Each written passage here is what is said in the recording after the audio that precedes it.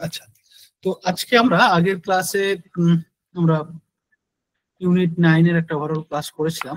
তো আজকের ক্লাসে ওটা হয়েছিল, তো আমরা এডুকেশনাল স্ট্যাটিস্টিক্স এর ক্লাস টার্গেট শিটে আলোচনার মানে ডেট আজকে। তো এই এডুকেশনাল স্ট্যাটিস্টিক্স এর আমরা needs for statistics in education আলোচনা করেছি। আমরা measurement of central tendency, mean, median, mode আলোচনা করেছি। Measurement of variability, range, quartile division, standard division, হ্যাঁ, এভারেজ ডিভিশন, এই বিষয়গুলো সম্পর্কে দেখেছি। নরমাল প্রবাবিলিটি কার্ভ এবং এর প্রপার্টিজ ইউজ সম্পর্কে আলোচনা করেছি কিছুটা, মানে অনেকটা আলোচনা করেছি, আর কার্টোসিস কুইনেস বাকি আছে। তো আজকের ক্লাসে আমরা কতগুলো গুরুত্বপূর্ণ বিষয় আলোচনা করব। এটা হচ্ছে স্কুইনেস, কার্টোসিস, সেগুলো আমরা দেখব। তার আগে আমরা দেখব পার্সেন্টাইল এবং পার্সেন্টাইল র্যাঙ্ক বলতে কি বুঝি, ডাইভার্টেড স্কোর মানে standard code, Z score, T score, stanine যাকে বলছি, সি স্কোর, এই বিষয়গুলো সম্পর্কে আমরা আলোচনা করব। স্ক্রিন শেয়ার আছে তো? হ্যাঁ স্যার। তো প্রথমে আমরা percentile rank, standard derived score গুলো সম্পর্কে দেখবো। তারপরে আমরা কার্টোসিস কুইনেস আলোচনা করবো এবং তারপরে তার উপর বেস করে আমরা কিছু এমসিকিউ আলোচনা করবো। ঠিক আছে, তো প্রথমত দেখো যে পার্সেন্টেজ বা পার্সেন্টাইল বা পার্সেন্টাইল র্যাঙ্ক, এই যে কথাগুলো আমরা বলছি, এগুলো বেসিক্যালি কি? দেখো, আমরা সেন্ট্রাল টেন্ডেন্সিতে, মেজারমেন্ট অফ সেন্ট্রাল টেন্ডেন্সিতে আমরা কি দেখেছি বলতো? মেজারমেন্ট লেখাটা একটু স্ক্রিনে বড় হলে ভালো হতো, একটু বাড়ানো, মানে স্ক্রিনের ফরম্যাটটা একটু বাড়ানো। হ্যাঁ ঠিক আছে, হ্যাঁ স্যার ঠিক আছে ঠিক আছে ঠিক আছে। একটু বাড়ানো যাবে, তবে একটু বাড়ানো গেলে। আচ্ছা, তো বেসিক্যালি আমরা আগের যে মিন মানে সেন্ট্রাল টেন্ডেন্সি মানে মিন, মিডিয়ান, মোড, সেখান থেকে আমরা কি পেতাম?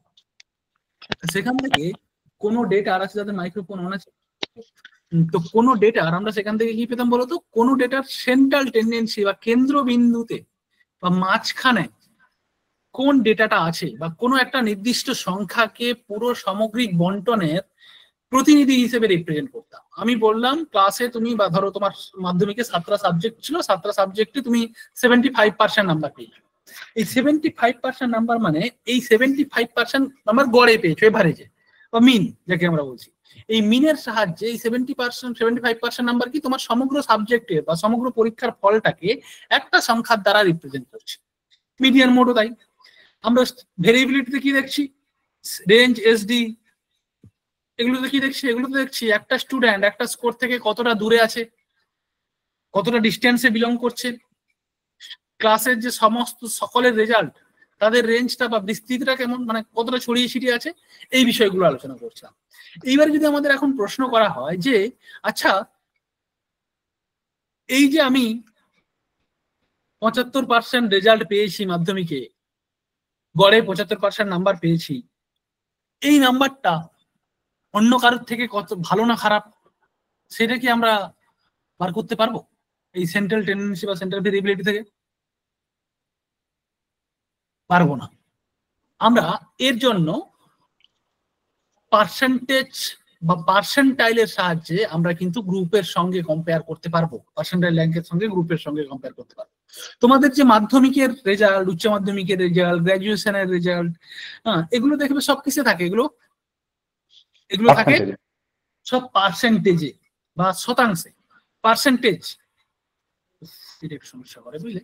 তো পার্সেন্টেজে থাকে, মানে ধরো তুমি মাধ্যমিকে বা এইচএসে 80% নাম্বার পেয়েছো, গড়ে 80% নাম্বার পেয়েছো।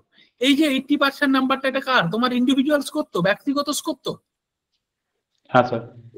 এইবার যদি তোমাকে বলা হয় যে তুমি এই যে তোমার মাধ্যমিক ধরো দিয়েছো, 1 লাখ ছেলে মেয়ে মাধ্যমিক দিয়েছিল, তোমার যে 80% স্কোর, সেখানে তোমার পজিশনটা কোথায়? 1 লাখ স্টুডেন্টের মধ্যে তুমি কত র্যাঙ্ক করেছো, সেইটা কিন্তু তুমি বের করতে পারবে না। আবার তুমি যখন কোনো কম্পিটিটিভ পরীক্ষা দেবে, সেখানে তোমার কিন্তু রেজাল্ট পার্সেন্টেজে আসবে না, সেখানে দেখবে পার্সেন্টাইল লেখা থাকে যে তুমি 98 পার্সেন্টাইল করেছো, 98 পার্সেন্টাইল পেয়েছো, লেখা থাকে না এরকম। তাহলে এক জায়গায় পার্সেন্টেজ, আরেক জায়গায় পার্সেন্টাইল, ডিফারেন্স কি? পার্সেন্টেজ হচ্ছে কি, তোমার বিষয়টা কতগুলো পেয়েছো তার একটা গড় বের করে, পার্সেন্টেজ বের করার নিয়ম কি আমরা জানি, পার্সেন্টেজ বের করার নিয়ম সবাই জানি, যে তুমি ধরো কোনো পরীক্ষা 1000 নাম্বারের পরীক্ষা, এই 1000 নাম্বারের পরীক্ষায় তুমি পেয়েছো ধরো 750, 750, তাহলে 750 কে 1000 দিয়ে ভাগ করে 100 দিয়ে গুণ করলে ডিভাইডেড বাই 100, এইটা করলে কি আমরা পাবো, ধরো দুটো কেটে দাও, এখান থেকে একটা কেটে দাও, তিনটে কেটে গেল, মানে 75%, তাই তো? এভাবে পার্সেন্টেজ বের করি তো? হ্যাঁ স্যার। পার্সেন্টেজ 75% পেয়ে গেলাম। এই যে 75%, এটা হচ্ছে কিন্তু তোমার ইন্ডিভিজুয়াল স্কোর। আর পার্সেন্টাইল মানে কি বলতো? পার্সেন্টাইল মানে শতকরা বা পার্সেন্টাইল বিন্দু, মানে অংশ বা বিন্দু এটাকে বলা হয়। পার্সেন্টাইল হলো একটি বন্টনের এমন একটি বিন্দু যার নিচে পর্যবেক্ষণের একটা নির্দিষ্ট শতাংশ পড়ে থাকে। যদি বলা হয় তোমার এই 85% তুমি স্কোর করেছো, 85% বা 85% যদি তুমি বলা হয় যে তুমি স্কোর করেছো, তার মানে তোমার এই 85% নিচে, মানে বেসিক্যালি এর নিচে 85 জন আছে এবং এর উপরে 15 জন, 15 জন, 14 জন আছে। বেসিক্যালি 15টা তোমার র্যাঙ্ক, ঠিক আছে? এই মানে এইটা তোমার র্যাঙ্ক, 14 জন আছে, ঠিক আছে? এইটা হচ্ছে বেসিক্যালি পার্সেন্টাইল র্যাঙ্ক। মানে এখানে তোমাকে দেখো মাধ্যমিকে এই যে 75% পেয়েছিলে, এটা তোমার সাবজেক্ট, তোমাকে তোমার রেজাল্ট কম্পেয়ার করা হচ্ছে, এখানে কিন্তু অন্য কারোর সঙ্গে যুক্ত করা হয়নি। এইবারে ধরো তোমার সঙ্গে পরীক্ষা দিয়েছিল 100 জন, 100 জনের মধ্যে তুমি 75% পেয়েছো, কিন্তু মানে ভালো রেজাল্ট করেছো, কিন্তু 100 জনের মধ্যে তোমার র্যাঙ্ক হয়েছে 65%। মানে এর মানে কি বোঝায়? এর মানে হচ্ছে তুমি নাম্বার 75 পেতে পারো, কিন্তু তোমার র্যাঙ্ক মানে 100 জনের মধ্যে থেকে তোমার পজিশন কিন্তু 65, মানে তোমার র্যাঙ্ক কম। আবার একটা পরীক্ষা হয়েছে ধরো 100 নাম্বারের, সেখানে তুমি পার্সেন্টেজ পেয়েছো 50% রেজাল্ট পেয়েছো, আর তোমার সেখানে ধরো 100 এর মধ্যে পার্সেন্টাইল র্যাঙ্ক হয়েছে 80। 80 মানে তুমি 80 র্যাঙ্ক করেছো, তোমার উপরে 19 জন বা 20 জন, নিচে 80 জন আছে, এই র্যাঙ্কটা করেছো। তো বেসিক্যালি পার্সেন্টাইল র্যাঙ্ক কি করে? পার্সেন্টাইল র্যাঙ্ক কি করে? তোমার রেজাল্টটাকে, তোমার নাম্বারটাকে, তোমার যে গ্রুপ আছে, মানে যতজন পরীক্ষা দিচ্ছ তাদের পার্সপেক্টিভে তোমার রেজাল্টটাকে কম্পেয়ার করে পার্সেন্টাইল। আর পার্সেন্টেজ কি করে? শুধু পার্সেন্টেজ কি করে? আমার প্রাপ্ত নাম্বারটাকে টোটাল নাম্বারের পার্সপেক্টিভে শতকরাতে কনভার্ট করে দেয়, আর কিছু নয় বেসিক্যালি। তাহলে মানে এটা বুঝতে পারলাম তো পার্সেন্টাইল আর পার্সেন্টেজের মধ্যে ডিফারেন্সটা কি? কিন্তু স্যার এখানে শতকরার এগেইনস্টে পার্সেন্টাইল লেখা আছে, এটা কি ঠিক? না, এটা বেসিক্যালি মানে পার্সেন্টাইল শতকরা বাংলাটা হবে না, বাংলাটা হবে তোমার শতাংশ বিন্দু আর কি, শতাংশ বিন্দু বা শতকরা বিন্দু হবে আর কি। পার্সেন্টাইল পয়েন্ট বা বিন্দু এরকম টার্মগুলো ইউজ হয়, ঠিক আছে? বিন্দু আর পার্সেন্টাইল বিন্দু, ইংলিশটা দেখো জাস্ট। তো বেসিক্যালি এখানে দেখো আমরা ক্ষুদ্রভাবে পার্সেন্টাইল কিভাবে বের করতে পারি জানো তো? পার্সেন্টাইল র্যাঙ্ক সাধারণভাবে আমরা পার্সেন্টাইল র্যাঙ্ক কিভাবে বের করি বলতো? এই যে পার্সেন্টাইল র্যাঙ্ক বের করতে গেলে আমাদের কিন্তু মানে এই যে মিডিয়ান, Q1, Q2 এগুলো সম্পর্কে জানা দরকার। Q1 মানে কি? Q1 মানে 25%। Q2 বা মিডিয়ান মানে কত? 50%। 50%। এটা এত ডিস্টার্ব করছে। 50%। Q3 মানে কি? 75। তো এই যে বেসিক্যালি ওগুলো যদি জানো তাহলে কিন্তু আর এখানে তোমাদের কোনো সমস্যা হবে না। বেসিক্যালি ওগুলোর উপর বেস করে আমাদের পার্সেন্টাইল এই র্যাঙ্কগুলোকে করা হয়। হ্যাঁ, তো এইবারে যদি আমি বলি নরমালি যদি আমরা পার্সেন্টাইল বের করতে চাই, এত ডিস্টার্ব করছে কেন বুঝতে পারছি না। নরমালি যদি আমরা পার্সেন্টাইল র্যাঙ্ক বের করতে চাই, ধরো আমি ধরলাম যে একটা 100 নাম্বারে 100 জন পরীক্ষা দিয়েছে, ধরো 80 জন পরীক্ষা দিয়েছে, তুমি নাম্বার পেয়েছো 40, আর পরীক্ষা কতজন দিয়েছে? 80 জন। তাহলে তোমার পার্সেন্টাইল র্যাঙ্ক কত বা পার্সেন্টাইল পয়েন্ট কত সেটা যদি বের করি, তাহলে কি করে বের করতে হবে বলতো? 40 ডিভাইডেড বাই 80 ইন্টু 100। তাহলে 40 দুগুণে 80, 50 হচ্ছে তোমার পার্সেন্টাইল পার্সেন্টাইল বা এন যদি আমরা 100 ধরে নিই, বেসিক্যালি 100 ধরছি, মানে এই এটা কিন্তু পার্সেন্টেজ নয়। তোমার পার্সেন্টেজ কত ছিল? 40%। তুমি পার্সেন্টেজ কত পেয়েছিলে পরীক্ষায়? ধরো আমি বললাম ম্যাথে তুমি 40% পেয়েছো ম্যাথে, আর সেখানে পরীক্ষা দিয়েছিল 80 জন, তোমার র্যাঙ্ক কত তাহলে, বা তোমার পার্সেন্টাইল কত, কত র্যাঙ্ক করেছো তুমি, সেটা যদি বের করতে চাই তাহলে আমাকে কিন্তু তোমার প্রাপ্ত নাম্বার তাকে টোটাল কতজন স্টুডেন্ট ছিল ইন্টু 100 এটা দিয়ে যদি গুণ করি তাহলে তবে আমি বের করতে পারবো। তাহলে এটা বেসিক্যালি 40 দুগুণে 80 আর 100 কে 50 হচ্ছে তোমার পার্সেন্টাইল। দেখো তোমার পার্সেন্টেজ কত ছিল? 40, আর পার্সেন্টাইল কত হয়ে গেল? 50। এটা হচ্ছে নর্মাল নিয়ম, ঠিক আছে? মানে নর্মালি যদি তুমি পার্সেন্টাইল ক্যালকুলেট করতে চাও, কিন্তু যদি তুমি গ্রুপ ডেটা শ্রেণীবদ্ধ স্কোরের যদি পার্সেন্টাইল র্যাঙ্ক বের করতে চাও তাহলে কি সূত্র হবে? তাহলে সূত্র হবে, মানে পার্সেন্টাইল র্যাঙ্ক না, সেটা পার্সেন্টাইল, হ্যাঁ, বিন্দু পার্সেন্টাইল যদি বের করতে চাও তাহলে সূত্র হবে পি পি ইনটু মানে equal L plus PN 4 divided by 100 by F ছোট হয়ে কিন্তু আই। এই যে ফর্মুলাটা দেখতে পাচ্ছ এইটা। আচ্ছা, এখানে পি মানে হচ্ছে পার্সেন্টাইল, যে পার্সেন্টাইল পয়েন্টটা বের করতে চাইছো। যদি ধরো এখানে আর এল মানে কি, যেখানে পার্সেন্টাইল বিলং করছে তার লোয়ার লিমিট, এটা জানো। পিএন বাই 100, এন মানে কি টোটাল নাম্বার আমরা জানি, আর 100 তো বলছি, আর বেসিক্যালি এফ মানে হচ্ছে, বাইরে আমরা এফ এম হিসেবেও দিতে পারি। এফ এম মানে হচ্ছে যে পজিশনে পার্সেন্টাইল র্যাঙ্কটা আছে তার আগের পর্যন্ত ফ্রিকোয়েন্সি, আর এফ হচ্ছে ফ্রিকোয়েন্সি, আই প্রসার, এবং বেসিক্যালি এটা হচ্ছে সূত্র। এইবারে আমরা আলোচনা করছিলাম, ধরো একটা আমি পরিসংখ্যান দিলাম যেখানে, আচ্ছা এখানে উদাহরণটাকে দেওয়া নেই। আচ্ছা, ধরো আমি একটা পরিসংখ্যান দিলাম। পরিসংখ্যানে কি বলতো, পরিসংখ্যানে যেখানে হচ্ছে একটা মানে এন ধরো এন 50 ধরে নাও, 50, এবং এর আগে পর্যন্ত ফ্রিকোয়েন্সি, যার যে ফ্রিকোয়েন্সি। আচ্ছা এখানে এই ডেটাটা কোথায় গেল বলো তো, ডেটা চার্টটা কোথায় গেল বাবা, এই ডেটা চার্টটা আসেনি। আচ্ছা আমি একটা ছোট এ করে নিই। এই পার্সেন্টেজ বের করার জন্য প্রথমত কি দরকার বলতো, একটা স্কোর দরকার। ধরো আমি বললাম ছোট একটা নিয়ে নিই, 5 থেকে 10, 11 থেকে 15, 16 থেকে 20, 21 থেকে 25, এটা হচ্ছে আমার স্কোর। এইবারে এর ধরো ফ্রিকোয়েন্সি হচ্ছে 2, 4, 6, 8, ঠিক আছে? এরপরে সিএমএফ বের করতে হবে, সিএমএফ কিউমুলেটিভ ফ্রিকোয়েন্সি আর 2, তারপরে সিএম এর কত হবে 6, মানে এই দুটোকে যোগ করে এবারে 6 এর সঙ্গে 12, 20 আর 20, তাহলে এন কত হলো, এন 20, আর এটা তো বেসিক্যালি 20 আছে। এইরকম একটা ডেটা দেওয়া হয়েছে। এর যদি আমি বলি এর P75 বের করো, মানে 75 পার্সেন্টাইল বের করো, P60, P75 বের করো। P75 যদি বের করতে বলি তাহলে P75 বের করতে গেলে আমাদের কি করতে হবে বলতো,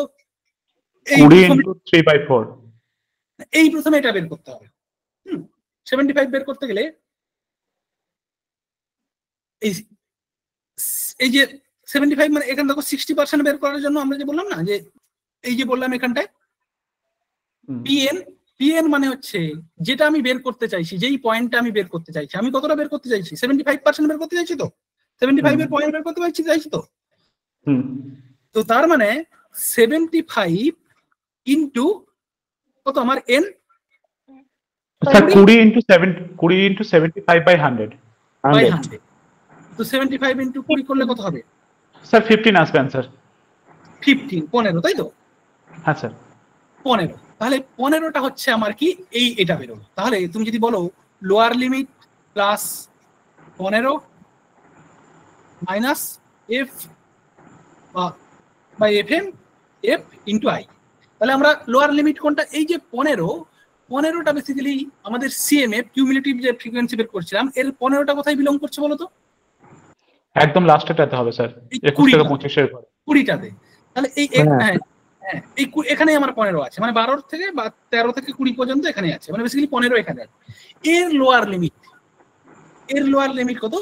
20.5 20.5 হবে। 20.5 কি করে হবে? 21 আছে। হ্যাঁ 21 আছে, 20.5 বা 21 ধরো 20.5। তাহলে আমরা লোয়ার লিমিট কি পেলাম? এইটার 20.5। আর আমরা এই 6 মানে যেহেতু আমরা 75% বের করতে চাইছি, তাহলে তার 15 পেলাম। তাহলে লোয়ার লিমিট প্লাস 15 মাইনাস এই এফএম মানে হচ্ছে যেখানে পার্সেন্টেজ বিন্দুটা আছে, মানে এখানে আছে, এর নিচে ফ্রিকোয়েন্সির যোগফল না, এর নিচে আছে তার যোগফল 12 হবে। আর এর যে ফ্রিকোয়েন্সি কত? এই অ্যাপটা হচ্ছে ফ্রিকোয়েন্সি 8 অ্যাকচুয়াল ফ্রিকোয়েন্সি ওটা ইনটু এটা ধরো 5, হ্যাঁ অ্যাকচুয়াল ফ্রিকোয়েন্সি একদম অ্যাকচুয়াল ফ্রিকোয়েন্সি ইনটু 5। তাহলে এটা যদি আমি এখন লিখি 20/0.5 প্লাস 15 মাইনাস 12/8 ইনটু আই, মানে 5 তো 7টা থেকে 5 গুলো 5 আছে। তাহলে বেসিক্যালি এখানে কি দাঁড়াবে? এখানে 20.5 প্লাস 15 থেকে 12 বাদ গেলে 3/8 মানে 15/8 করলে হতো তো। হ্যাঁ 20 ইনটু 5 প্লাস 15/8 15/8 দিলে কত হবে? এটা হচ্ছে 8 × 16 তো 1.9 হবে, 1.875 হলো। তাহলে 20 প্লাস এই 20.5 প্লাস 1.875 মানে 22.375। হ্যাঁ তাহলে 22.375 বা 3। তাহলে এইটা হচ্ছে আমার মানে এই যে 75 P50 হচ্ছে কত? 22.375 হচ্ছে P50, ঠিক আছে? এই P75 তো বেসিক্যালি এইরকম সূত্র অ্যাপ্লাই করে আমাকে সবগুলোকে বের করতে হবে। এবার একটা পরিসংখ্যানের মানে পার্সেন্টাইল বের করতে হবে যদি এরকম গ্রুপ ডেটা থাকে। আর আনগ্রুপ ডেটা থাকলে তখন তো বেসিক্যালি ঠিকই আছে, অসুবিধা কিছু নেই, আমরা যেরকম করে বের করি সেরকম বের করবো। তো এইটা হচ্ছে নিয়ম। তো নিয়ম মানে কি? প্রথমে আমরা যে বিন্দুটা বের করতে বলবে, এখানে যদি আমার P60 বের করতে, মানে এখানে যদি আমার P10 বের করতে বলতো, তাহলে আমি কি বলতাম? P10 বের করতে বললে 20 × 10/100। হ্যাঁ একদম। আমার যদি এখানে আমি P10 বের করতে গেলে এই 10 ইন্টু টোটাল নাম্বার যেটা আছে n ইন্টু n নেব, হ্যাঁ বাই 100, সেইটা বের করে লোয়ার লিমিট বের করবো। খুবই সমস্যা হচ্ছে।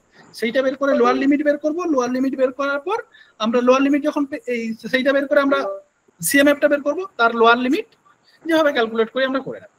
তো এইভাবে আমরা কিন্তু আমরা বলবো কি, এই যে 60% অফ 20 মানে ধরো আমাদের 75% মানে আমাদের যেরকম প্রশ্নটাই কি ছিল যে 20 জনের 75% কোথায় ছিল? 22 কত ছিল? 3 আচ্ছা 22.375 ছিল। ওই পয়েন্টটা হচ্ছে আমার হ্যাঁ পজিশন, ওই পয়েন্টটা হচ্ছে আমার পজিশন। তো বেসিক্যালি এভাবে আমাদের পার্সেন্টাইল র্যাঙ্ক বের করা হয়। এবারে পার্সেন্টাইল বের করা হয়। এবার এই পার্সেন্টাইলের আমরা যদি বলি তোমাকে Q1 বের করতে, Q1 মানে কি? Q1 মানে হচ্ছে 25%। 25%। এক সেকেন্ড ধরো তো, এটা একদম কাজ করছে না। Q1 হচ্ছে 25%। আর হচ্ছে Q2 মানে হচ্ছে কি? Q2 মানে 50%, যাকে আমরা কি বলছি? যাকে আমরা বলছি মিডিয়ান। আর Q3 মানে হচ্ছে 75%। ঠিক আছে? এবং বাদবাকি যেটা বের করতে বলবে, যদি বলে তোমাকে Q60 যদি বের করতে হয়, তাহলে 60 ইন্টু n, তারপরে সেখান থেকে ডিভাইডেড বাই 100 করলে যে পয়েন্ট মানে যে সংখ্যাটা পাবে সেইটা ধরে তোমাকে ওই সূত্র প্রয়োগ করে বের করতে হবে। মানে স্যার n এর 60% করে দিতে হবে আর কি। যা বলবে n এর সেটাই, সেই পার্সেন্টেজ, মানে মূল সংখ্যার 60%। মানে বেসিক্যালি প্রথমে পার্সেন্টেজ বের করতে হয়, পার্সেন্টেজ বের করার পর এইগুলো প্রয়োগ করে পার্সেন্টাইল বের করা, ঠিক আছে? এরপরে যদি বলা হয় পার্সেন্টাইল র্যাঙ্ক মানে বেসিক্যালি আর কিছু নয়। বেসিক্যালি পার্সেন্টাইল র্যাঙ্ক মানে হচ্ছে তোমার পজিশন, এটা হচ্ছে তোমার বিন্দু, এই বিন্দুতে তুমি বিলং করছো পার্সেন্টাইলে, এই 21 বা 22.3 বললাম, বা এখানে 40.3, এখানে তুমি বিলং করছো। আর পার্সেন্টাইল র্যাঙ্ক মানে হচ্ছে, মানে তুমি তোমার বন্টনের তোমার স্কোর থেকে কত ব্যক্তি মানে বেশি পেয়েছে, কত ব্যক্তি কম পেয়েছে, তোমার পজিশনটা বের করে দেয়। এটা হচ্ছে বিন্দু বের করলো। পার্সেন্টাইল হচ্ছে কি করে, বিন্দু বের করে যে এই পজিশনে তুমি মানে এই বিন্দুতে তুমি বিলং করছো। আর পার্সেন্টাইল র্যাঙ্ক মানে হচ্ছে যে এতজন তোমার উপরে আছে, এতজন তোমার নিচে আছে, এতজন তোমার উপরে আছে, এতজন তোমার নিচে আছে। বেসিক্যালি এইটার সূত্র দেখো। যদি ধরো বললো 85তম স্কোর মাছ, 500 শতকরা মান ভিত্তিক মানে 75তম শতকরা স্কোর কোন সঙ্গে মিল পাওয়া যায়, পার্সেন্টাইল 85 স্কোর থাকলে পার্সেন্টাইল র্যাঙ্ক। পার্সেন্টাইল র্যাঙ্ক মানে বেসিক্যালি তোমার পজিশনটা, তোমার র্যাঙ্কটা দেখো এইখানে। এটা হচ্ছে সূত্র।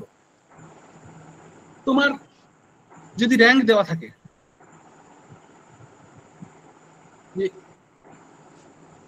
তোমাকে ধরো র্যাঙ্ক দেওয়া থাকলো, বললো তুমি একটা ক্লাসে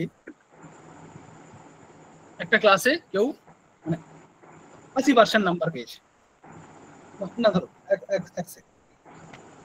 যদি পার্সেন্টাইল র্যাঙ্ক বের করতে চাই, তো পার্সেন্টাইল র্যাঙ্কের ধরো তোমার ক্লাসে কেউ 6 র্যাঙ্ক করেছে, 5 র্যাঙ্ক করেছে। এক সেকেন্ড দাঁড়াও, এটা খুবই ডিস্টার্ব করছে। ধরো 5 র্যাঙ্ক করেছে, না এক সেকেন্ড দাঁড়াও তো, একটু ওয়েট করো, আমি এটা পেন ট্যাপটাকে চেঞ্জ করছি।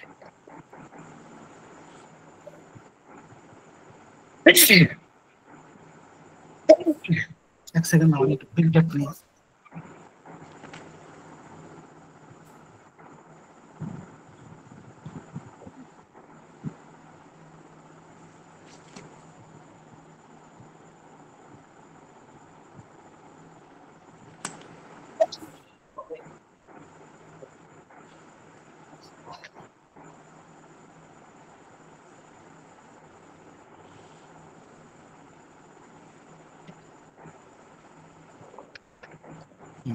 শোনা যাচ্ছে? হ্যাঁ স্যার।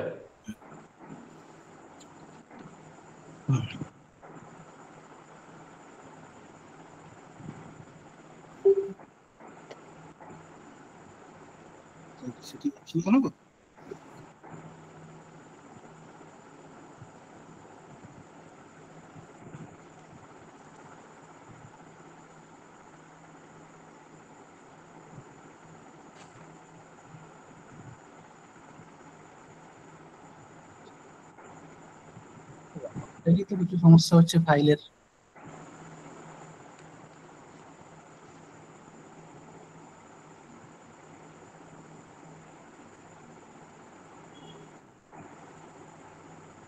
স্যার একবার স্টাইলাসটাকে ডিসকানেক্ট করে কানেক্ট করুন, দেখুন ঠিক হয়ে যাবে। ডিসকানেক্ট করে কানেক্ট করছি, হচ্ছে না। কিছুতে পিডিএফ এই সমস্যাটা হচ্ছে।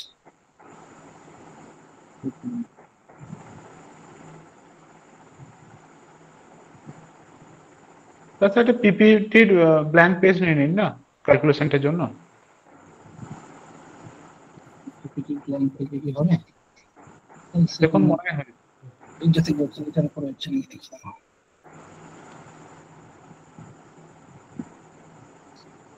এটার উপর হচ্ছে মোটামুটি। বেসিক্যালি আমরা যদি দেখি তাহলে মানে একটা ধরো একটা স্কোর দেওয়া আছে, বললো একটা স্টুডেন্ট ক্লাসে 6 র্যাঙ্ক করেছে, 6 র্যাঙ্ক করেছে। এখানে টোটাল 500 জন স্টুডেন্ট আছে, পরীক্ষা দিয়েছিল, তার মধ্যে 6 র্যাঙ্ক করেছে। তাহলে তার পার্সেন্টাইল র্যাঙ্ক কত?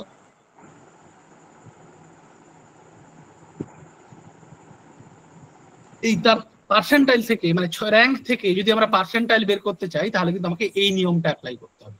100 minus 100 into R minus 50 by 100 এ বাই এন। এন মানে কি? এন মানে টোটাল নাম্বার। টোটাল নাম্বার এখানে 500, ঠিক আছে? তাহলে আমাকে যদি এরকম অ্যাপ্লাই করতে হয়, তাহলে 100 মাইনাস 100 ইন্টু 100 ইন্টু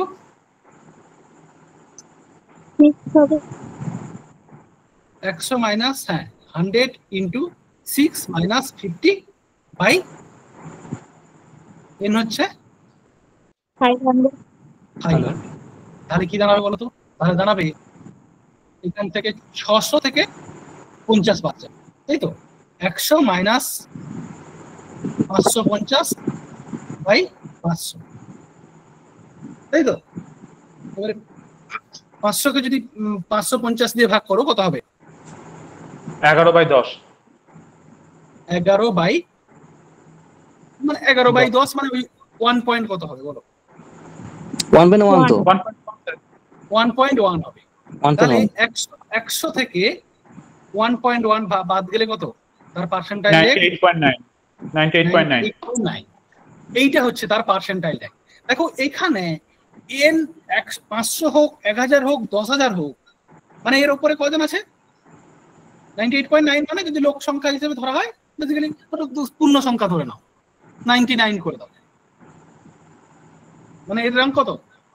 99 এর উপরে একজন আছে, তাহলে এর উপরে একজন আছে, নিচে 99 আছে, 98 আছে।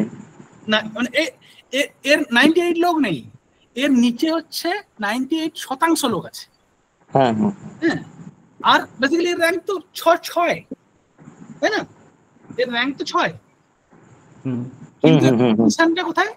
পজিশনটা হচ্ছে 98.9, র্যাঙ্ক হচ্ছে 6। পজিশন পার্সেন্টাইল র্যাঙ্ক মানে ওই মানে পজিশনটা কোথায় হয়েছে? যদি র্যাঙ্ক দেওয়া থাকে পজিশন বের করতে বলে, তাহলে বেসিক্যালি এই যে এই জায়গাটা হচ্ছে তার পজিশন। এবং আমরা যে পার্সেন্টাইল বের করার জন্য আমরা গ্রুপ ডিটার ক্ষেত্রে এই পার্সেন্টাইল র্যাঙ্ক বের করার জন্য 100/n এই সূত্রটাকে আমরা অ্যাপ্লাই করি। 100/n f plus xl x minus l মানে x মাইনাস স্কোর আর তার লোয়ার লিমিট i, এই সূত্রটা আমরা বেসিক্যালি ইউজ করি। তো এখানে যে বেসিক্যালি যেটা আছে সেটা হচ্ছে কি, এখানে বলো তো এখানে কি আছে জানো তো? এখানে হচ্ছে এইরকম তোমাকে মিন দেওয়া থাকবে, মুড মানে পার্সেন্টেজ দেওয়া থাকবে, সেখান থেকে হয়তো পার্সেন্টাইল র্যাঙ্ক বের করতে হবে। মিন, মিডিয়ান, মোড সবই দেওয়া থাকবে, সেখান থেকে তোমাকে পার্সেন্টাইল র্যাঙ্ক বের করতে হবে বা কম্পেয়ার করতে বলবে যে কোন গ্রুপের বেটার, কোন গ্রুপের কম, সেটা তোমাকে কম্পেয়ার করতে হবে। এখানে ধরো তোমাকে যদি একটা প্রশ্ন করি, ধরো আমি একটা তোমাকে প্রশ্ন করলাম যে একটা স্টুডেন্ট হচ্ছে একটা ক্লাসে 25 জন স্টুডেন্ট আছে, 25 জন স্টুডেন্ট আছে। এই 25 জন স্টুডেন্টের মধ্যে একজন ব্যক্তি যার নাম ধরো রাম হচ্ছে 10 নম্বর র্যাঙ্ক করেছে, 10 র্যাঙ্ক করেছে, মানে 10 নম্বর পজিশনে আছে, 6th পজিশন, 10th পজিশনে আছে, 10 নম্বর পজিশনে আছে, র্যাঙ্ক নয়, পজিশনে আছে। তাহলে তার পার্সেন্টাইল র্যাঙ্ক কত হবে? ওটা তো আগের ফর্মুলাতে চলে আসবে। তাহলে বেসিক্যালি কি হবে? আগের ফর্মুলা কি হবে? 100 minus 100 into 10 minus 50 by 25। 100 into 10 minus 50 by 25। এক সেকেন্ড, আমি এখান থেকে নিচ্ছি। 100 minus 100 into 10 minus 50 by n 25। তার মানে কি দাঁড়াবে? তার মানে 1000 থেকে 50 বাদ গেলে 950 বাই 25, 100 মাইনাস থেকে 950 কে 25 দিয়ে ভাগ করো, কত বেরোচ্ছে? 38, তাই তো? এবারে 100 থেকে 38 বাদ দিলে দেখবে 100 থেকে 62, পার্সেন্টাইল র্যাঙ্ক হয়ে গেছে কত? 62। দেখো 25 জনের মধ্যে হচ্ছে, তার পার্সেন্টাইল র্যাঙ্ক হচ্ছে 62। কেন হচ্ছে না? পরীক্ষা তো 25 জনের মধ্যে হয়েছে, পার্সেন্টাইল র্যাঙ্ক 62 করে গেল। 100 ধরে হয় পার্সেন্টাইল মানে পার্সেন্টেজ মানে শতাংশ যখন আমি করছি না, তখন 100 করে নিচ্ছি। আমি এই 25টাকে সম্পূর্ণ ভাবছি, 100% ভাবছি, 100%। এই 25টা হচ্ছে 100%। তো 100 আমি কিন্তু 25-এর মধ্যে তার পজিশন খুঁজছি না, আমি বলছি টোটাল 100%-এর মধ্যে তার পজিশন কত। এই জন্য 25 জন থাকার পরেও তার পার্সেন্টাইল র্যাঙ্ক হয়ে গেল 62। আবার ওখানে 500 জন থাকার পরেও তার পার্সেন্টাইল র্যাঙ্ক হলো কত? 98 বা 99। মানে পার্সেন্টাইল র্যাঙ্ক মানে 100%, 100-এর মধ্যেই বিলং করবে, 100-এর বাইরে কোথাও যাবে না। সবসময় মনে রাখবে, পার্সেন্টাইল র্যাঙ্ক মানে 100-এর বাইরে মানে সবসময় বিলং করবে। তো বেসিক্যালি আমাদের এই পার্সেন্টাইল বা পার্সেন্টাইল র্যাঙ্ক কোন জায়গাগুলো ব্যবহার করা হয় বলতো? কোন জায়গায় ব্যবহার করা হয়? এনপিসিতে। এনপিসিতে? বাস্তব উদাহরণ দাও। গ্রেড সিস্টেমে। বাস্তব উদাহরণ বর্তমানে নেটের স্কোর যখন আসে তখন পার্সেন্টাইল স্কোর আসে। যে কোনো কম্পিটিটিভ পরীক্ষাতে তোমার র্যাঙ্ক দেওয়া হয় পার্সেন্টাইল র্যাঙ্ক। তোমার কোনো পার্সেন্টেজ দেওয়া হয় কোনো পরীক্ষায় তোমার পার্সেন্টেজ দেওয়া হয়? না, দেওয়া হয় না। সব জায়গায় পার্সেন্টাইল দেওয়া হয়, ঠিক আছে? সব জায়গায় কি করা হয়? পার্সেন্টাইল দেওয়া। এবং এই পার্সেন্টাইলের মধ্য দিয়ে আমরা এই কোন স্কোরের নিচে কতজন আছে, উপরে কতজন আছে, সেইটা আমরা পরিমাপ করতে পারি, সেটা আমরা মেজার করতে পারি যদি এন দেওয়া থাকে, যদি মোট সংখ্যাটাকে আমরা জানতে পারি, ঠিক আছে? তো এইগুলো যত রকমের কম্পিটিটিভ পরীক্ষা, নেট, সেট, গেট, এই যত সব রেজাল্টে তোমার দেখবে সব পার্সেন্টাইল র্যাঙ্ক দেওয়া থাকে। তুমি ধরো হতে পারে 65% পেয়েছো, কিন্তু তোমার পার্সেন্টাইল র্যাঙ্ক দেখা গেল 95। মানে বেসিক্যালি পার্সেন্টাইল র্যাঙ্ক বলো তো কোথায় ইউজ হয়? নর্ম রেফারেন্স টেস্টে না ক্রাইটেরিয়ান রেফারেন্স টেস্টে? Norm reference test. কি করে ক্রাইটেরিয়া দেয়? নর্ম রেফারেন্স টেস্ট হবে তো, ক্রাইটেরিয়াতে তো ক্রাইটেরিয়া ফিক্সড করা না না, থাকবে। হ্যাঁ স্যার, নর্ম রেফারেন্স টেস্ট এর হচ্ছে এই পার্সেন্টেজ এবং কারণ এখানে তোমাকে গ্রুপের বেসিসে তোমার পজিশন দেখা হচ্ছে। আর তোমাকে ধরো পরীক্ষায় তুমি 80% পেয়েছো, 75% পেয়েছো, এটা হচ্ছে তোমার ক্রাইটেরিয়া, তোমার এলিজিবিলিটি। কিন্তু যখন পার্সেন্টাইল হয়ে যাচ্ছে, যখন পার্সেন্টেজ থাকছে, তখন কিন্তু সেটা সিআরটি দেখছে। যখন পার্সেন্টাইল বা পার্সেন্টাইল র্যাঙ্ক হয়ে যাচ্ছে, তখন সেটা হয়ে যাচ্ছে কি এনআরটি তে চলে যাচ্ছে, নন রেফারেন্স টেস্টের মধ্যে চলে যাচ্ছে। তো এই হচ্ছে আমাদের পার্সেন্টেজ এবং পার্সেন্টাইল। বেসিক্যালি এনপিসির উপর বেস করে এই দুটো মানে এরকমই কয়েকটা প্রশ্ন আছে যে মানে মিন দেওয়া থাকে, পজিশন দেওয়া থাকে, তোমাকে সেখান থেকে বের করতে হবে, র্যাঙ্ক বের করতে হবে। হ্যাঁ, পার্সেন্টাইল র্যাঙ্কের আগে আরেকটা ফর্মুলা দেখালেন না আপনি, ওটা কখন? ওই যে 100/n যেটা ওই কল করে আঙ্গুরাটা।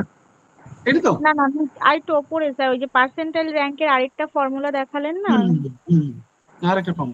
এটা হচ্ছে পার্সেন্টাইল র্যাঙ্ক মানে হচ্ছে 100/n, হ্যাঁ, by f plus x/l i into a। মানে এটা বেসিক্যালি হচ্ছে the percentile rank given score. যখন তোমাকে স্কোর দেওয়া থাকবে একটা গ্রুপ ডেটাতে, তখন তার পার্সেন্টাইল র্যাঙ্ক বের করার ফর্মুলা।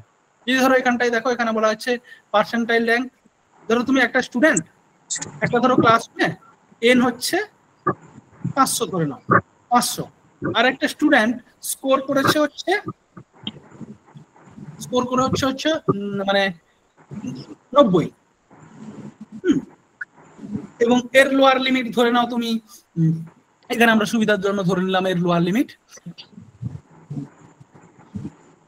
30, আচ্ছা 20, না লোয়ার লিমিট 200 ধরে নাও, লোয়ার লিমিট ধরে নাও 200 লোয়ার লিমিট, আর হচ্ছে স্কোর করেছে 90, আর এন তো 500 আছে, আর এর থেকে নিচে যারা পেয়েছে তাদের হয়তো সংখ্যা ধরে নাও 150, হ্যাঁ, আর ফ্রিকোয়েন্সি ধরে নাও, এখানে ফ্রিকোয়েন্সি ধরে নাও 50, আই যদি 5 হয় তাহলে এর কত স্কোর হবে? বেসিক্যালি কিরকম হবে বলতো? 100/n, 100/500, আর এফ মানে হচ্ছে কি কিউমুলেটিভ ফ্রিকোয়েন্সি অফ স্কোর, স্কোরটার যে হচ্ছে তার কিউমুলেটিভ ফ্রিকোয়েন্সি। ধরো কিউমুলেটিভ ফ্রিকোয়েন্সি আমি ধরে নিলাম 150, আর স্কোর কত ধরেছিলাম? স্কোর ধরেছিলাম 90 মাইনাস লোয়ার লিমিট ধরেছিলাম 200।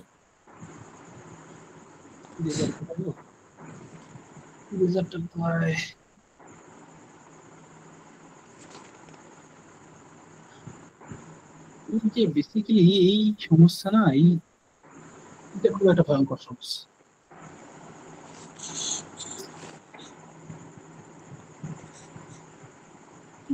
ধরে উপর নিচে নামানো যাচ্ছে না,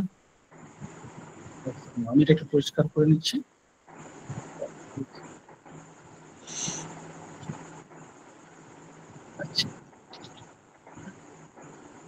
ধরে নাও আমি বললাম এই ফর্মুলাটা যদি হয়, তাহলে আমরা কি ধরেছিলাম? আমরা ধরেছিলাম 100/n ধরেছিলাম 500, হ্যাঁ, কিউমুলেটিভ ফ্রিকোয়েন্সি তার আগে ধরে নিলাম আমি কত, 150 ধরেছিলাম, তাই তো? 150 প্লাস এল হচ্ছে 90, লোয়ার লিমিট ধরেছিলাম 200, এবং আই হচ্ছে 5 ধরে নাও, আর ফ্রিকোয়েন্সি ইনটু এফ হচ্ছে ফ্রিকোয়েন্সি, এর ফ্রিকোয়েন্সি ধরে নাও কত ধরেছিলাম? এর ফ্রিকোয়েন্সি ধরে নাও 100 ধরে নাও, 100 যদি ধরে নিই, তাহলে আমরা কি করে বের করবো? তাহলে বেসিক্যালি এটা হচ্ছে 5, আর এখানে 90 থেকে 200 বাদ গেলে কত? এই সরি 90 থেকে 200 বাদ গেলে 110 ডিভাইডেড বাই এখানে। স্যার স্কোর কি কখনো লোয়ার লিমিটেড থেকে কম হতে পারে? লোয়ার লিমিটেড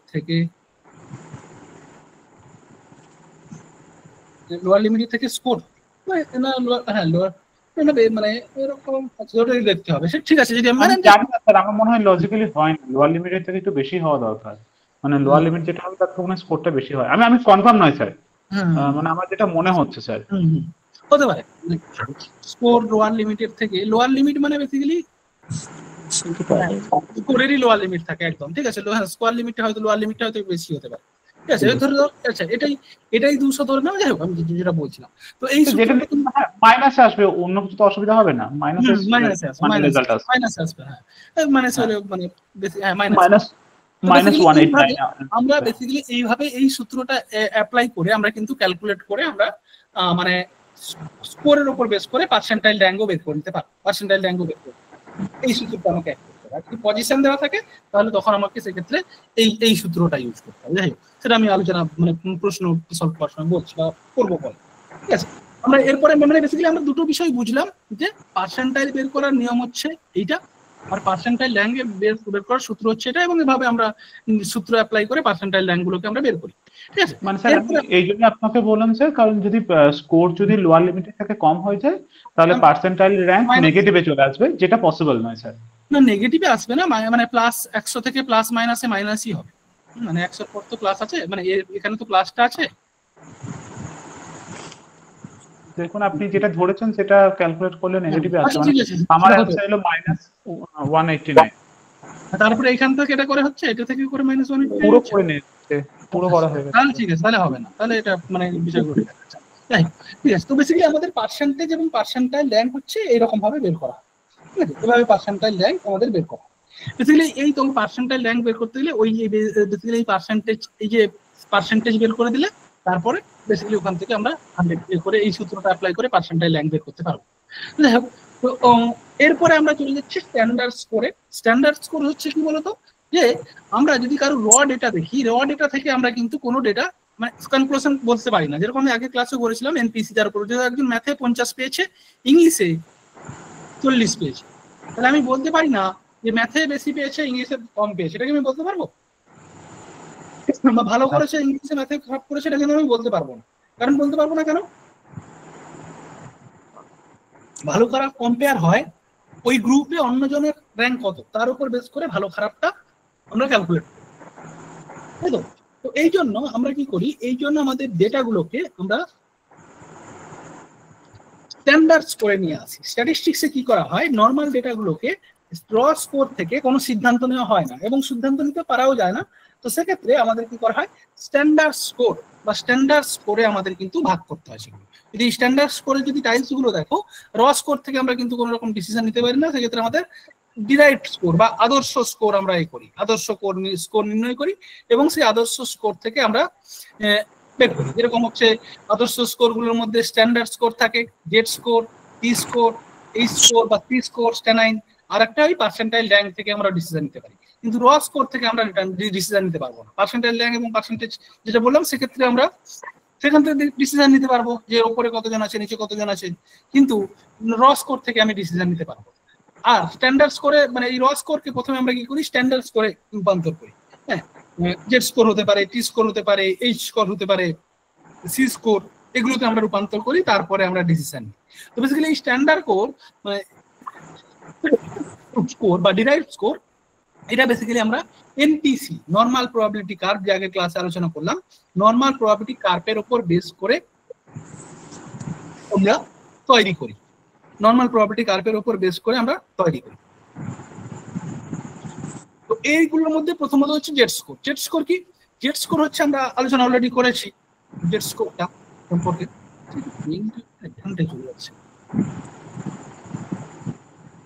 জেড স্কোর সম্পর্কে আমরা আলোচনা করেছি অলরেডি। কি করেছি আলোচনা, যে জেড স্কোর বের করার সূত্র কি, জেড স্কোর হচ্ছে sir m by sigma sigma. sigma কোনো স্কোরের যদি মানে কোনো কিছু যদি স্কোর দেওয়া থাকে, কোনো ডেটা দেওয়া থাকে, ধরো ডেটা দেওয়া থাকলো ম্যাথে 60 পেয়েছে, তার গড় স্টুডেন্টরা সেখানে গড়ে ছেলে মেয়েরা পেয়েছে 50 করে এবং এসডি 5, তাহলে তার জেড স্কোর কত হবে? এক্স মানে 60 মাইনাস 50 বাই 5, 60 মাইনাস 50 বাই 5 মানে 10 বাই 5 2 2 কি 2 সিগমা, সরি 2 নয় 2 সিগমা, 2 সিগমা, ঠিক আছে। তো বেসিক্যালি এটাকে মানে এই জেড স্কোর, এটাকে জেড স্কোর করা হয় বলা হয়। তো এই জেড স্কোরের এভাবে আমরা কি একটা নরমাল স্কোরকে আমরা জেড স্কোরে রূপান্তর করছি, এবং জেড স্কোর রূপান্তর করলে আমরা স্কোর থেকে কত পার্সেন্ট কমে বা বেশিতে বিলং করছে সেইটা আমরা এনপিসি না নরমাল প্রবাবিলিটি কার্ভের উপর বেস করে জানতে পারি। তো একটা আদর্শ জেড স্কোরের গড় কত হয় বলো তো? গড় আদর্শ শূন্য হবে না? মানে একটা জেড, এই যে জেড স্কোর ক্যালকুলেট করা হয় বা জেড স্কোর তৈরি করা হয়, এর নিয়ম হচ্ছে এর গড়টাকে 0 এবং স্ট্যান্ডার্ড ডিভিয়েশনকে 1 ধরা হয়। তাহলে একটা আদর্শ মানে একটা জেড স্কোরের গড় মিন 0 এবং এসডি 1। বেসিক্যালি এই যে জেড স্কোর, টি স্কোর, যাই হোক স্ট্যানাইন হোক যা হোক, সবেরই আমাদের আগে মিন আর এসডি বের করতে হয় এবং এই মিন আর এসডিকে ধরে নিতে হয়। আমরা মানে জেড স্কোরের মিন সবসময় মানে ধরে নিতে হয় না, তার উপর বেস করে ক্যালকুলেশন হয়, মানে ক্যালকুলেশনের উপর বেস করেই আসে। জেড স্কোরের মিন সবসময় 0 হয় এবং এসডি বিচ্যুতি 1 হয়। 1 হয় তো 1 করে যায় তো। আচ্ছা 1 1 +1 +2 +3 -1 -2 -3 সব 1 করে যায় না? বেসিক্যালি বিচ্যুতি এসডি হচ্ছে 1 হয়। এটা মনে রাখবে, জেড স্কোরের গড় 0 এবং বিচ্যুতি 1। এই জেড স্কোর বের করা হয় কি করে? x - m বাই x হচ্ছে মানে র স্কোর, আর m হচ্ছে গড়, আর এসডি হচ্ছে স্ট্যান্ডার্ড ডিভিয়েশন। এখানে একটা প্রশ্ন দেওয়া হয়েছে, দেখো বলছে জিতু 60 নাম্বার পেয়েছে ইংরেজিতে কত পেয়েছে? আচ্ছা সরি, গণিতের পরীক্ষায় জিতু পেয়েছে 60 নাম্বার, ম্যাথে পেয়েছে 60, আর ইংরেজিতে পেয়েছে 65, ইংলিশে পেয়েছে কত? 65। এবারে গণিতের গড় কত? গণিতের গড় হচ্ছে 50, আর সিগমা এসডি হচ্ছে 6, আর ইংরেজির গড় হচ্ছে 62, সিগমা হচ্ছে 5। এইবারে বলো তো কোন বিষয়ে ভালো রেজাল্ট করেছে? কম্পেয়ার করতে হবে দুটোর আগে নরমাল স্কোরকে জেড স্কোরে রূপান্তর করতে হবে। যদি আমি ম্যাথের জেড স্কোর করি তাহলে ম্যাথের স্কোর কত ছিল? 60। গড়ে কত পেয়েছে ম্যাথে? গড়ে 50 x - m ডিভাইডেড বাই গড় কত? এসডি হচ্ছে 6, তার মানে 10 1.66 স্যার। এই তো 5 স্যার ম্যাথে 1.66 1.66 হচ্ছে ম্যাথে পেয়েছে স্যার। ম্যাথে তো 5 ছিল, এসডি 5 ছিল তো স্যার। না ম্যাথে 6 আছে, 6 আছে। আর পরেরটাতে স্যার ইংলিশের জেড স্কোর আসবে স্যার 0. এই ম্যাথে গণিতে গড় হচ্ছে 50 আর এসডি 6, আর ইংরেজিতে হচ্ছে গড় 62, এসডি 5, ঠিক আছে। তো বেসিক্যালি 1.66 বা 1.67। আর ইংরেজিতে যদি দেখো তার স্কোর কত? 65, মানে 3/5, আর গড়ে কত পেয়েছে? 62, আর তার স্কোর হয়েছে এসডি হচ্ছে 5। তাহলে বেসিক্যালি কোনটাতে ভালো রেজাল্ট করেছে? 3/5 এটা গণিতে ভালো করেছে। একটাতে হচ্ছে 1.67 আর একটাতে হচ্ছে 0.6, মানে এই 1.67টা তো বড়, এটাই তো কেটে দেন। তাহলে গণিতে সে কিন্তু ভালো করেছে। কিন্তু আমরা যদি নরমালি র স্কোর দেখতাম, র স্কোরে কি মনে হতো যে গণিতে খারাপ করেছে, ইংরেজিতে ভালো করেছে, হ্যাঁ, কারণ ইংরেজিতে 65 পেয়েছে। তো বেসিক্যালি এভাবে যদি 3-4টে সাবজেক্ট দেওয়া হয়, বের করতে পারবে? হ্যাঁ স্যার, পারা যাবে। তো বেসিক্যালি জেড স্কোরের মাধ্যমে এর সুবিধা কি? জেড স্কোরের সুবিধা হচ্ছে জেড স্কোরের মাধ্যমে আমরা যে স্কোরগুলো পাই, সেই স্কোরগুলো কি একটি নির্দিষ্ট এককে পরিবর্তন করা হয়, আমরা এসডি তে পরিবর্তন করে দিই, কনভার্ট করে দিই, ঠিক আছে, এই 1.5 এইভাবে কনভার্ট করে দিই। তো এই কনভার্ট করার ফলে মানে আমরা কম্পেয়ার করতে পারি ইজিলি। এর উপর বেস করে নর্মাল প্রবাবিলিটি কার্ভের যে টেবিল বা জেড স্কোরের যে টেবিল, একটা টেবিল তৈরি করা যায়, এবং টেবিলের উপর বেস করে এই জেড স্কোরে তো তাহলে আপনি একসঙ্গে অনেকগুলো স্টুডেন্টকেও কম্পেয়ার করা যাবে তাদের মার্কসের। হ্যাঁ, সাবজেক্ট স্কোর দেওয়া থাকলে 5টা 7টা স্টুডেন্টকেও কম্পেয়ার করতে পারবে, গ্রুপের বেসিসে স্টুডেন্টকেও কম্পেয়ার করা যাবে, এবং 3-4টে সাবজেক্টের রেজাল্টও কম্পেয়ার করতে পারবে।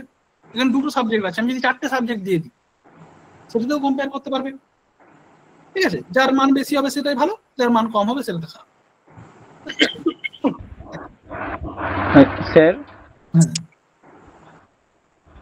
বলো। হ্যালো স্যার, হ্যাঁ বলছি স্যার কোশ্চেনে যদি ওই মিন আর সিগমা কি দেওয়া থাকবে?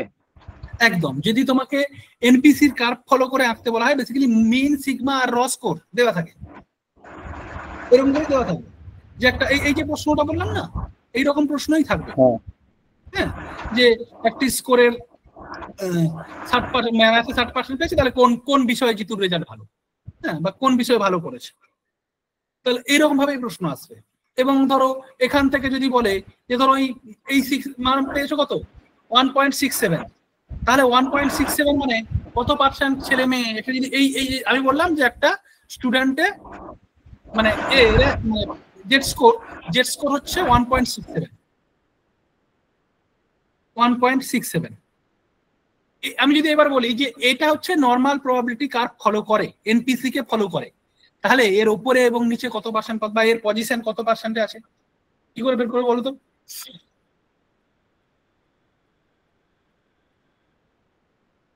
কি করে বের করবে?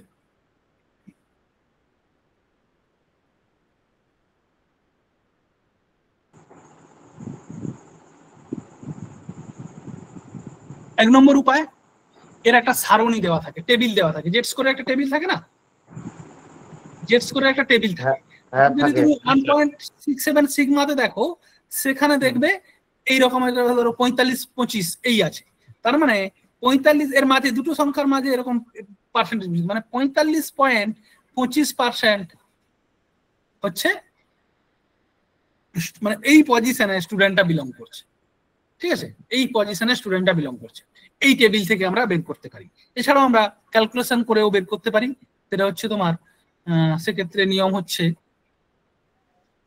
মানে জেড স্কোর, তো ধরো জেড স্কোর দেওয়া থাকে, মানে এরকম ভাবে বের করতে হবে। ধরো জেড স্কোর তাহলে আমার দেওয়া আছে, আমার র স্কোর বের করতে হবে।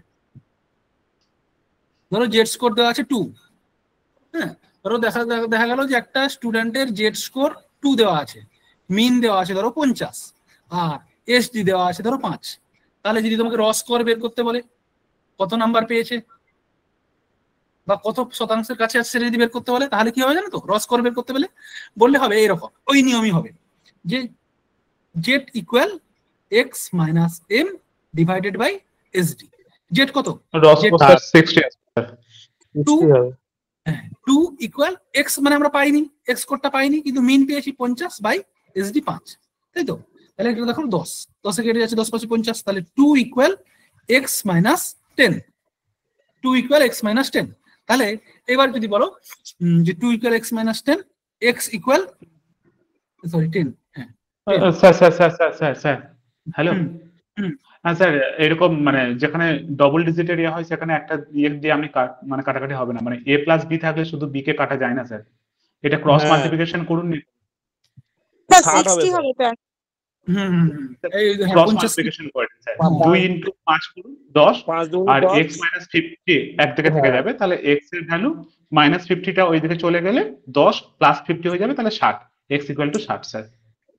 হ্যাঁ একদমই তাই, ওটা ঠিকই বলেছো, এটা এইভাবে হবে না, মানে এইভাবে ক্যালকুলেট করা মানে এই করা যাবে না, এটাকে বাই 1 করে এই মানে বজ্রগুণন মানে এইভাবে কাটাকাটি করা যেতে পারে, ফ্র্যাকশনে থাকলে কখনো এইভাবে কাটা যায়। হ্যাঁ ঠিকই বলেছো, হ্যাঁ মানে বজ্রগুণন করে করতে হবে। তো যাই হোক, এভাবে যদি 60 বেরো, তাহলে 60 হচ্ছে আমার কি র স্কোর। তাহলে র স্কোর বের করার নিয়ম কি? র স্কোর হচ্ছে একই সূত্র, Z equal X minus M by SD কিন্তু জেড এর মানটা পাবো এক্স, তাহলে র স্কোর আর এক্স মানে আবার যদি র স্কোর দেওয়া থাকে আমরা জেড স্কোর বের করতে পারবো, আর জেড স্কোর যদি দেওয়া থাকে আমরা সেখান থেকে কিন্তু র স্কোর বের করতে পারবো। ঠিক আছে, এটা হচ্ছে জেড স্কোর। এবার জেড স্কোরের সুবিধা কি? জেড স্কোর হচ্ছে এর মানে অনেক কিছু সুবিধা আছে, বেসিক্যালি এটাই জন্য ইউজ করা হয়। কিন্তু জেড স্কোরের একটা সমস্যা কি বলতো, জেড স্কোরের একটা অসুবিধাও আছে। অসুবিধা কি বলতো? ক্ষুদ্রতম মান বেরোয়, অনেকটাই ক্ষুদ্র মান। হ্যাঁ, এর মানগুলো খুব পয়েন্টে বেরোয়, খুব পয়েন্টে বেরোয়, বারবার ওই জেড স্কোয়ারের টেবিল দেখতে হয়, টেবিল দেখতে হয়, এবং অনেক সময় কি হয় নেগেটিভ মান বেরোয়, -1 -2 এভাবে মান বেরোয়। ঠিক আছে, এইটা হচ্ছে এর অসুবিধা। বেসিক্যালি এই যে অসুবিধাটা বলছি, এটা কি বাস্তবে অসুবিধা? এটা কোন জায়গায় অসুবিধা হয়? কোন জায়গায় অসুবিধা হয় বলতো? নেগেটিভে। নেগেটিভ অসুবিধা কেন বলতো? কেন অসুবিধাটা কেন? অসুবিধা কারণ হচ্ছে আমাদের কোনো বৈশিষ্ট্য জিরো হতে পারে না বা মাইনাস হতে পারে না। আমার একদম বুদ্ধি মাইনাস অমুক মাইনাস তসুক হতে পারে কি? না স্যার। আমার ম্যাথে নলেজ মাইনাস অমুক হয় কি? হয় না। বেসিক্যালি আমাদের জিরো হয় না, মাইনাসও হয় না, তার উপর থেকে শুরু হয়। ওই জন্য আমাদের জেড স্কোরের সমস্যা হচ্ছে যে এখানে এই মাইনাসের স্কোর আছে বলে এক্ষেত্রে একটু সমস্যা। এরপরে বেসিক্যালি কিন্তু এর সুবিধা অনেক, কারণ যদি আমরা এনপিসি ফলো করি, আমরা সবটা তো এনপিসি ফলো করে করছি, এনপিসি তে মাইনাস স্কোর থাকে না? থাকে না? গড় থেকে মাইনাস স্কোর থাকে না? থাকে না? হ্যাঁ স্যার, থাকে স্যার। তাহলে বেসিক্যালি এটা এর অসুবিধা নয়, সবচেয়ে বেশি অ্যাপ্রোপ্রিয়েট ইউজ জেড স্কোরের এনপিসি তে করা হয় এই কারণে, কারণ এখানে মাইনাসের ভ্যালু আছে। আমি যে এই জেড স্কোর বললাম 2 সিগমা, এটা কিন্তু প্লাস মাইনাস অলরেডি হয়ে গেল, আমাকে এই রেঞ্জটা বোঝায়, না হলে কিন্তু আমার হবে না। কিন্তু যেসব জায়গাগুলো কি হয় মানে বেসিক্যালি আমরা মাইনাস কিভাবে করছি? মাইনাস কাকে করছি? যে গড় থেকে যারা পিছিয়ে থাকছে তাদেরকে মাইনাস করছি, তো গড়টাকে জিরো ধরছি, এসডিটাকে বাদ দিচ্ছে। গড় থেকে এরা জিরো নয়, এরা মাইনাস নয়, এরা জিরো নয়, কিন্তু গড়ের থেকে পিছিয়ে, এভারেজের থেকে কম। আমি বলছি না তোমার বুদ্ধি জিরো, আমি বলছি না তুমি মাথা মোটা, কিন্তু তুমি গড়ের থেকে অনেকটা পিছিয়ে, মানে নর্মাল ছেলে মেয়েদের যতটা বুদ্ধি হয় তার থেকে তুমি পিছিয়ে বা তার থেকে তুমি এগিয়ে, এই জন্য প্লাস মাইনাস করছি, কিন্তু জিরো হয় না। বেসিক্যালি জেড স্কোর, এই জন্য এই জেড স্কোরটাকে মানে জেড স্কোরের এই অসুবিধাগুলোকে দূর করার জন্য আমাদের কিন্তু মানে জেড স্কোরে যেহেতু মাইনাস বের হয়, এর জন্য আমাদের স্ট্যান্ডার্ড স্কোর বা স্ট্যান্ডার্ড স্কোর এইটাই করে, standard score sigma score. Basically এইটাকে মানে স্ট্যান্ডার্ড কোডটাকে সিগমা স্কোর বলা হয়।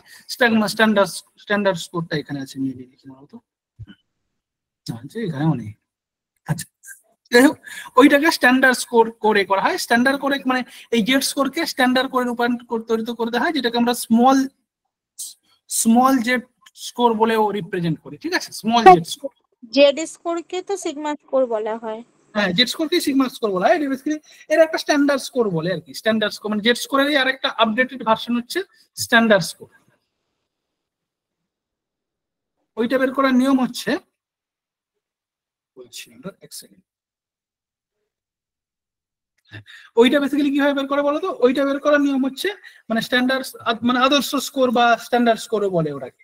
ঠিক আছে, ওইটা বের করার নিয়ম হচ্ছে x minus m by S, মানে কি?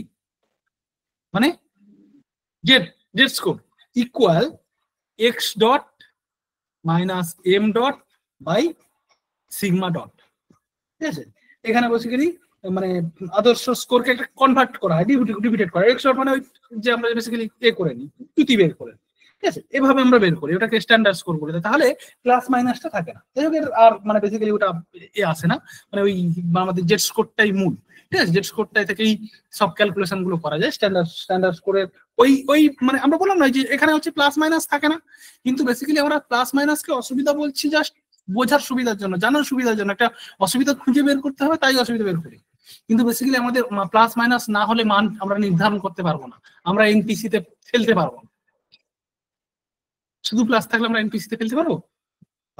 তো এই জন্য আমাদের কি করা হয়, বেসিক্যালি আদর্শ স্কোরের অনেক সুবিধা আছে, কিন্তু বেসিক্যালি এর অসুবিধাও রয়েছে। এটা থেকে আমরা এনপিসি অ্যাপ্লাই করতে পারবো না। তো এনপিসি যেহেতু অ্যাপ্লাই করি, আমরা এই জন্য জেড স্কোরটাকেই বেসিক্যালি করি, বা স্ট্যান্ডার্ড স্কোরটা মানে এই কোডটাকে সিগমা স্কোরটাকে আমরা ইউজ করি। তো এইবারে এই জেড স্কোরের আরেকটা ডিভিশন, টেবিল থেকে যে স্কোরটা বেরিয়ে আসে ওটাই কি জেড স্কোর, মানে স্ট্যান্ডার্ড স্কোর? হ্যাঁ হ্যাঁ মানে জেড স্কোরে যেটা র্যাঙ্কটা ধরে যেটা টেবিল থেকে বেরিয়ে আসবে ওটাই তাহলে স্ট্যান্ডার্ড স্কোর তো? হ্যাঁ ওটা মানে 4 ডিজিটের। হ্যাঁ 4 ডিজিটের যে টেবিল স্কোরটা বেরিয়ে আসে ওটাকে বেসিক্যালি স্ট্যান্ডার্ড স্কোরের টেবিল বা জেড স্কোরের টেবিল, মানে ওটা একই রকম ভাবে বলে আর কি। জাস্ট ওটাকে আরেকটু করে দেয়, ডিভিয়েশন করে দেয়, যাতে প্লাস মাইনাস ভাগটা হয় না, ঠিক আছে? ওইটাই, আর কিছু না।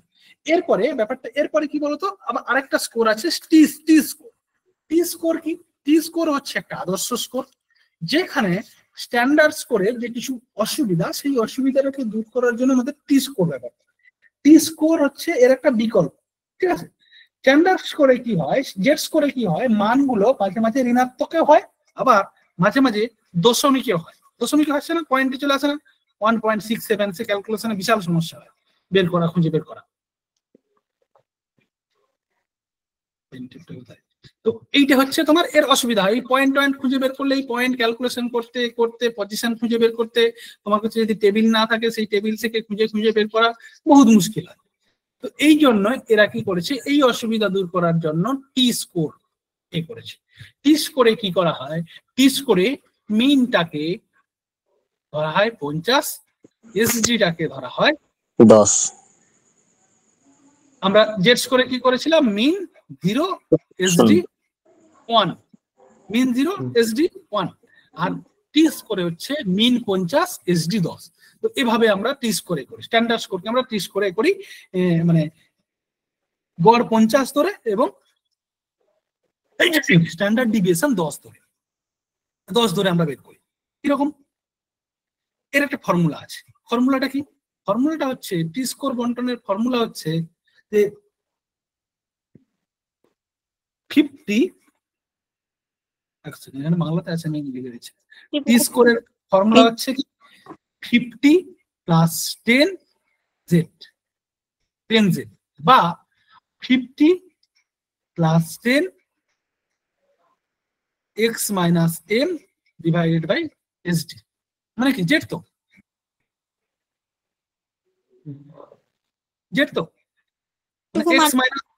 এক্স মাইনাস এম মানে বেসিক্যালি জেড। এই দুটো হচ্ছে ফর্মুলা। মানে নর্মাল ফর্মুলা হচ্ছে 50 প্লাস 10 জেড। মানে ধরো আমি বললাম কোনো একটা জেড স্কোর 20, জেড স্কোর বেরিয়েছে, জেড স্কোর বেরিয়েছে 2, 20 হবে না, ওগুলো 3-এর মধ্যেই থাকে বেসিক্যালি 2। এই জেড স্কোরটাকে যদি টি স্কোরে কনভার্ট করতে হয় কি করবে, 50 প্লাস 10 ইন্টু 2, তাই তো? তাহলে 50 প্লাস অ্যাকচুয়াল ফর্মুলাটা মনে হয় M T score equal to হচ্ছে M plus sigma minus Z, মানে ব্র্যাকেটের মধ্যে। হ্যাঁ ওটাই ওটাই বললাম, X minus M by Z. তাহলে বেসিক্যালি এইভাবে যদি ধরি, তাহলে আমার যদি আমি যদি বললাম যে একটা জেড স্কোর আছে, কত জেড স্কোর আছে, ধরে নিলাম আমি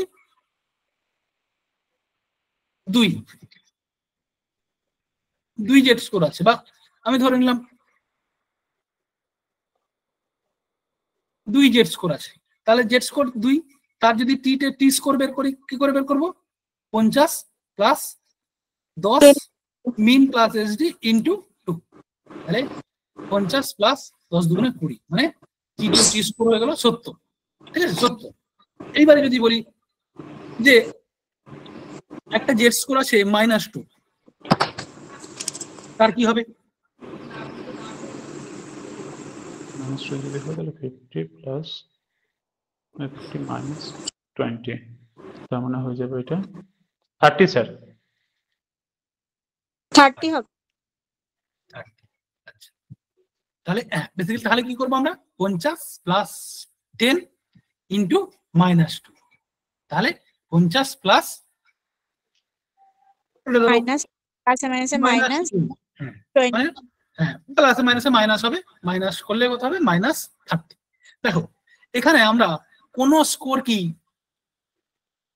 এলো, মাইনাসে এলো কোন স্কোর, না স্যার, কোন স্কোর মাইনাস আসবে না। তাহলে টি স্কোরের সুবিধা হচ্ছে যেখানে কোনো মাইনাসের স্কোর আসবে না। এইবারে টি স্কোরের যে নর্মাল প্রবাবিলিটি কার্ভ, টি স্কোরেরও বেসিক্যালি এরকম এনপিসির উপর বেস করে চার্ট থাকে, ঠিক আছে? তো টি স্কোরে আমরা কি করি, মানে টি স্কোরের যে ভেরিয়েশন বা লেন্থ, সেটাও কিন্তু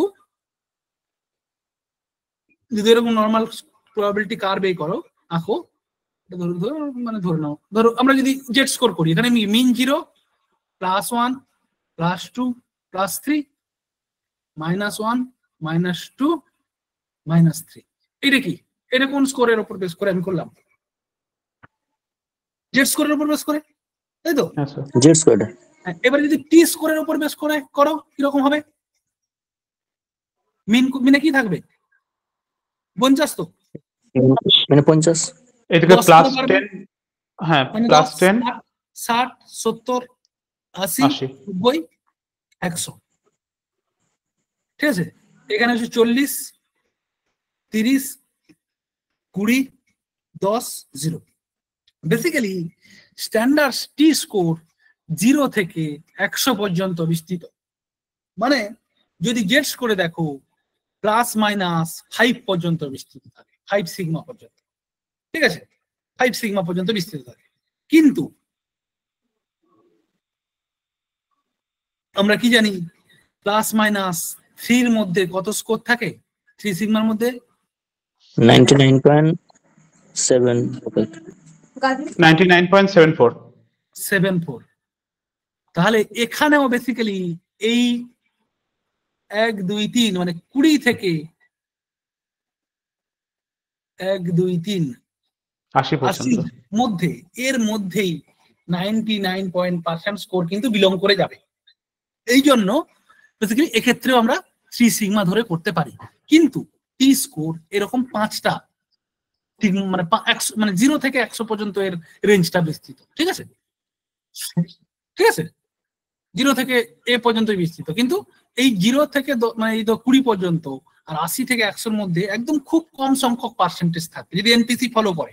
মানে একদম ধরো 0.74 যদি হয়, 0.36 মতো, নাকি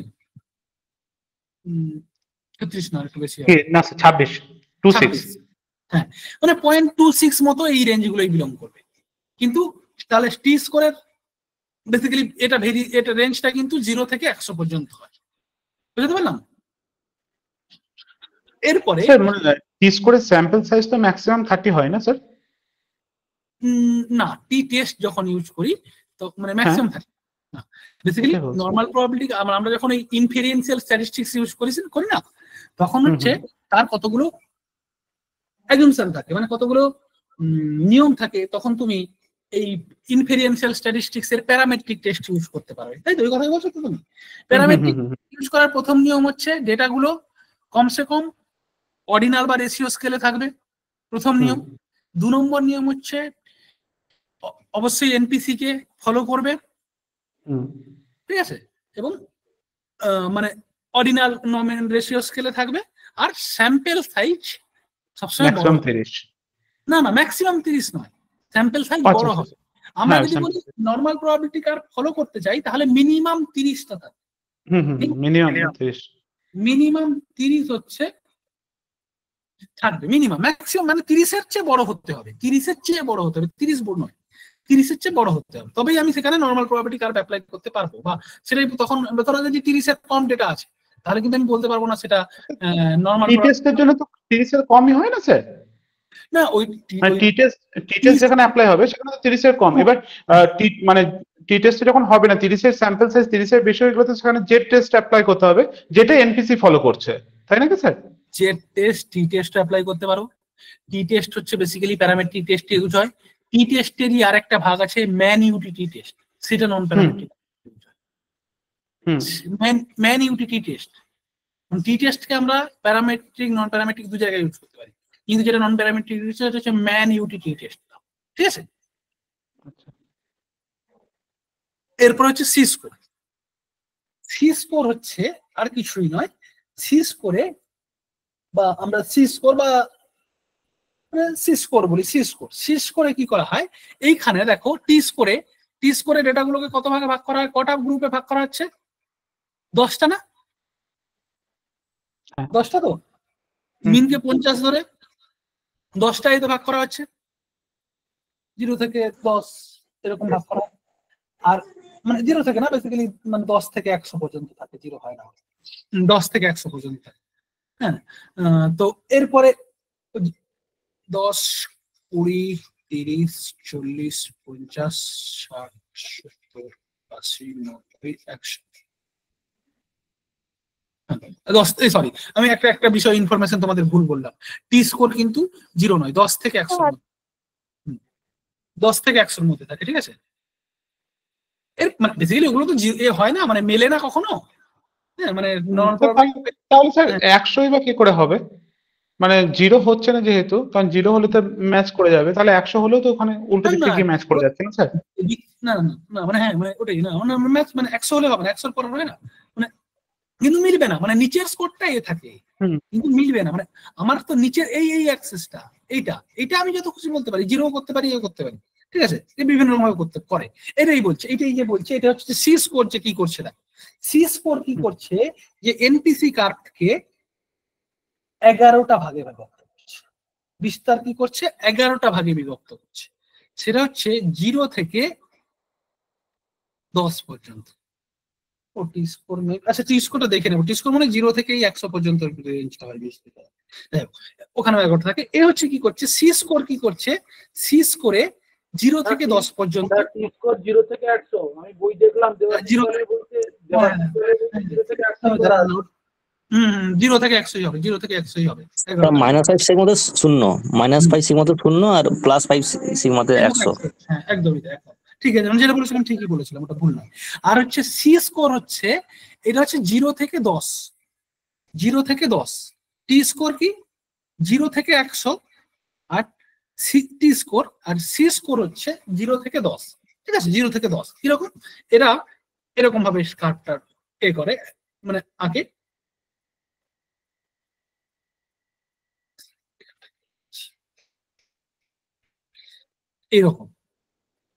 এরকম একটা নর্মাল প্রবাবিলিটি কার্ভ, যেখানে 0, 1, 2, 3, 4, 5 এটা মিন।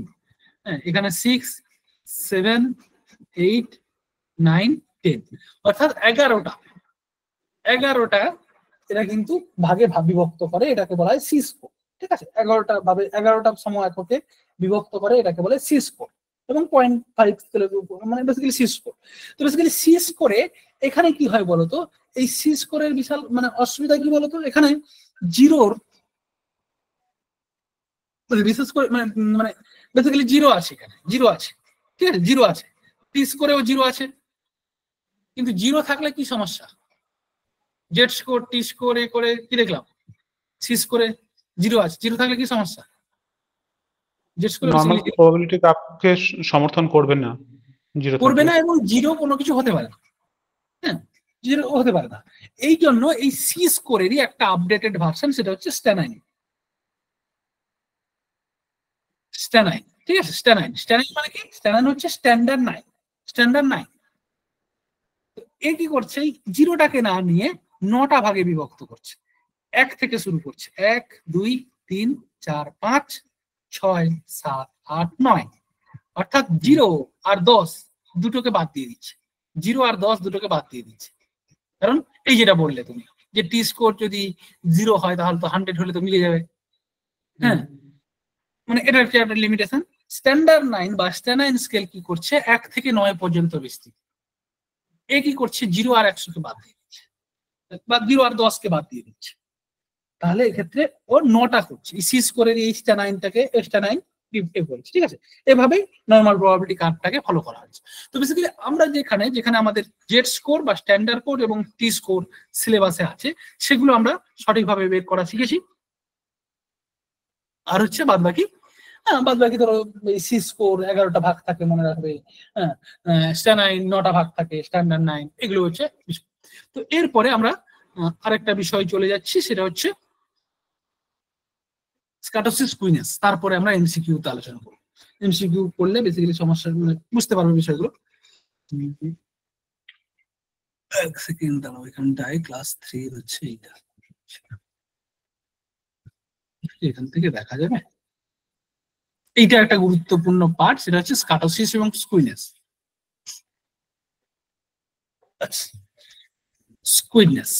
স্কুইনেসটা কি,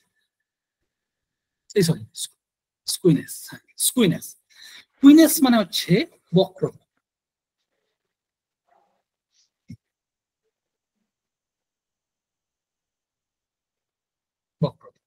ঠিক আছে।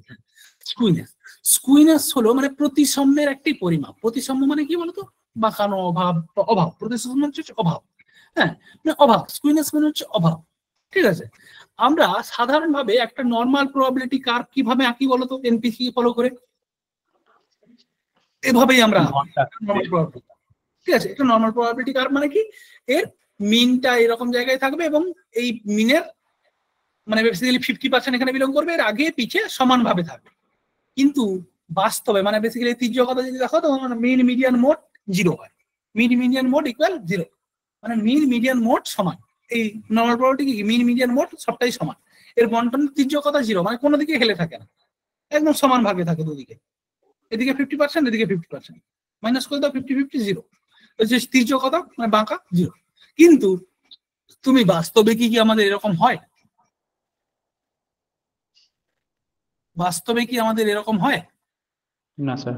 বাস্তবে কি আমাদের এরকম হয় যে স্কিউনেস মানে একটা যদি আমরা স্কিউনেস বলি বা স্কুইনেস বলি, সেক্ষেত্রে মিন মিডিয়ান মোড 0 হবে। মানে নর্মাল প্রবাবিলিটি কার্ভের স্কিউনেস কত হয়? কি স্যার? নর্মাল প্রবাবিলিটি কার্ভের এনপিসি এর স্কিউনেস কত হয়? 0। কিন্তু আমরা দেখি বাস্তবে একটা ডেটা কোনো সময় ডান দিকে বেঁকে থাকে, কোনো সময় বাম দিকে বেঁকে থাকে। বাস্তবে কিন্তু কখনো এইরকম 100% এদিকে এদিকে 50% করে থাকবে, এটা হয় না। তো এই যে একটা নর্মাল প্রবাবিলিটি কার্ভ ডান দিকে বা বাম দিকে বেঁকে থাকে, এইটাকেই বেসিক্যালি বলা হয় স্কুইনেস। স্কুইড মানে হচ্ছে ঝুঁকে থাকা। স্কুইড হয়ে থাকা মানে কি? ঝুঁকে থাকা। যদি হয় ডান দিকে ঝুঁকে থাকে, ধরো আমি বললাম একটা নর্মাল একটা কার্ভে 50 হচ্ছে গড়, গড়ে 50 স্টুডেন্ট পেয়েছে, কিন্তু গড়ের 50 জন, গড়ে 50 পেয়েছে সবাই,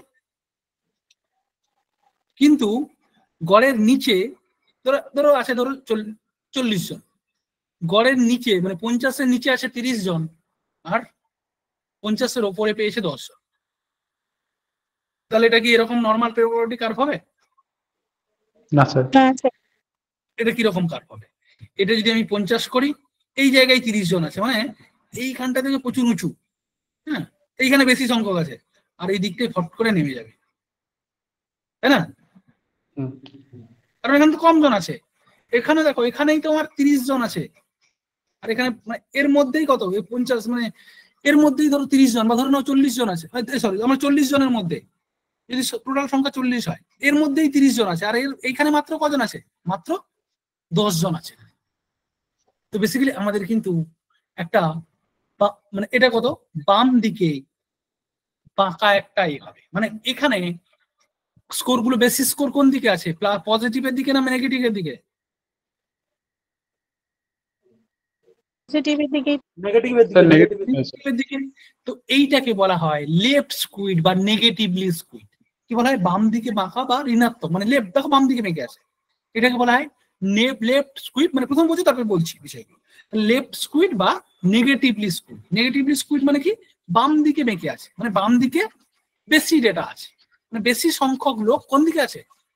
বাম দিকে আছে। যেদিকে বেশি ওয়েট থাকবে সেদিকে, ধরো তুমি একটা দাড়ি পাল্লায় পরিমাপ করো, যেদিকে বেশি লোক থাকবে সেদিকেই তো ঝুঁকে থাকবে, বেশি ওয়েট থাকবে। যেদিকে বেশি ওয়েট থাকবে সেদিকটাই তো নিচু হয়ে ঝুঁকে থাকবে, আর কম ওয়েটটা উঠে যাবে তো করে। তো বেসিক্যালি এই ঝুঁকে আছে কিন্তু বাম দিকে, মানে এইখানটাই বেশি, তারপরে এইখানটাই একটুকু আছে, ধরো এইখানেই ধরো মিডিয়ান মোড, মানে এই দিকটাই বেশি, এই দিকটাই ঝুঁকে আছে বেসিক্যালি, এই দিকটাই বেশি সংখ্যক আছে। এইটাকে বলে নেগেটিভলি স্কুইড বা বাম দিকে বাঁকা, নেগেটিভলি স্কুইড বা লেফট স্কুইড। নেতিবাচক তির্যকতা বা নেগেটিভ স্কুইড হচ্ছে বাম দিকের লেজটি দীর্ঘ, অর্থাৎ বাম দিকে যেখানে ডেটাগুলো বেশি থাকে, এখানে বেশি ডেটা থাকে, এবং এর ভর কেন্দ্র কোন দিকে থাকে? ভর কেন্দ্র চিত্রের ডান দিকে থাকবে, ডান দিকে থাকে, আর বেসিক্যালি এর বাম দিকে বেসিক্যালি লিখে থাকে। এইখানে এটা হচ্ছে তোমার নেগেটিভলি স্কুইড। এইবারে দেখো স্যার, বাঁ দিকে বেঁকে থাকলে তো পজিটিভলি হয় না, মানে বেসিক্যালি এই তির্যকতা আর এর বিষয়টা বুঝতে হবে, ভর কেন্দ্র আর এটা বাম দিকের লেজটি, এটা ঠিক উল্টোটা হবে, অপোজিট, মানে অপোজিট হবে। নেগেটিভলি স্কুইড আচ্ছা এক সেকেন্ড। স্যার হুম বলছি স্যার, যদি মানে পরিসংখ্যা লেখচিত্র ডান দিকের পরিসংখ্যা বাম দিক অপেক্ষা যদি বেশি হয় তখন স্যার নেগেটিভ হয়? স্যারের ছবিটাই তো স্যার ওইভাবে ভুল হুম। এঁকেছে, তখন তো বললাম আমি ওইটা নেগেটিভই হবে কি করে। আচ্ছা আচ্ছা দাঁড়াও, এক সেকেন্ড তাহলে না না না এটা বলছি বলছি ঠিক আছে। তো বেসিক্যালি আর একটা ভাবে বোঝানো যায় এটাকে। এই দেখো এটা বাম দিকে স্কুইড, বাম দিকে বেশি সংখ্যক আছে। আচ্ছা, এই এই সেটটা দেখো। আচ্ছা বাম দিকে বেশি ঝুঁকে থাকলে বলছো? স্যার এটা নেগেটিভ স্যার, ওই যে ছবিটা যেটা উপরে আছে স্যার মোট, তারপর মিডিয়ান মিন দিয়েছেন, ওটা তো নেগেটিভে হবে। হ্যাঁ নেগেটিভ হবে, আমি বলছি বুঝছি মানে বোঝানো ভুল হয়নি। মিডিয়ান থেকে মোড বেশি হলেই নেগেটিভ। হ্যাঁ এইবারে দেখো, এইবারে একটা বিষয় বলছি। এবার তাহলে আমি আমি ওখানেই ছাড়লাম যে এখানে বলছিলাম যে তাহলে আমার কি হলো, হ্যাঁ ছবিটা আঁকা ভুল হয়ে গেছে তোমার। তাহলে বেসিক্যালি এই বেশি যেটা আছে এই দিকটায় নেগেটিভ বাম দিকে, কিন্তু মিন কত মানে বেশি লোক কত, বেশি লোক 50-এর কম পেয়েছে তাই না? 30 জন লোক কত 50-এর কম পেয়ে গেছে, মানে ধরো গড়ে 45 পেয়েছে, 40 পেয়েছে, 30 পেয়েছে, 35 পেয়েছে, বেশি জন পেলো। আর 10 জন লোক 50-এ বেশি পেয়েছে, তাহলে এখানে কি মোটটা কি, মোটটা বেশি হবে তো, মানে এই জন্য তো এভারেজ হয়ে গেছে 50, মানে এদের নাম্বারগুলো বেড়ে গেছে তো, তাই তো? বুঝতে পারলাম কি? হ্যাঁ স্যার আরেকবার বলুন স্যার। আরেকবার বলছি, ধরো আমি যে স্কুইডনেসটা মানে যে এটা গ্রাফটা এঁকেছিলাম, গ্রাফটাকেই বলছিল আর কিছু না। আমি বললাম কি এইখানে 30 জন বেশি বেশি, এই নেগেটিভ বাম দিকে মাইনাসের দিকে 30 জন আছে, আর 10-এর প্লাসের দিকে 10 জন আছে মাত্র, গড় হচ্ছে 50। এবার 50-এর বাম দিকে 30 জন আছে, মানে 30 জন কত পেয়েছে, 50-এর কম পেয়েছে এভারেজে, তাই তো? 40 পেয়েছে, 45 পেয়েছে, 35 পেয়েছে, 40 30 20 পেয়েছে, এরকম তো, তাই তো? 30 জন আবার গড়ে আগের জায়গাতেই হয়ে যাচ্ছে স্যার, না, কারণ 30 জন যদি বাঁ দিকে থাকে তাহলে তো মোট তো বাঁ দিকে চলে আসবে, মোট বাঁ আরে মোট দিকে যাওয়া মানে সেখানে মানে পজিটিভ হয়ে যাবে না স্যার? মোট বাম দিকে চলে আসে, মোট মিডিয়াম, হ্যাঁ তাই তো। কারণ যেখানে বেশি থাকবে মানে যেখানে বেশি জন আছে মিডিয়ান তো সেখানেই বিরাজ করবে, মিডিয়ান আর মোডটা, মিডিয়ান, হ্যাঁ তাই না বেসিক্যালি স্যার? মিডিয়ান ধরে করতে হয়, হ্যাঁ মানে মিডিয়ান ধরে করতে হয় এটা। আচ্ছা বেসিক্যালি তো তির্যকতা স্কলারশিপ তো এক সেকেন্ড তোমাদের বোঝাতে পারছি না বিষয়টা। বিষয়টা তোমাদের বোঝাতে পারছি না, মানে কোনো একটা ভুল হচ্ছে। তো বেসিক্যালি এইখানটায়, এইখানে আচ্ছা আচ্ছা এটাই করে। তো স্যার আমি এনপিসির একটা ছবি পাঠিয়েছি গুগল থেকে, ওইটা ঠিক আছে নাকি একটু দেখুন। দুটো পাঠিয়েছো নাকি?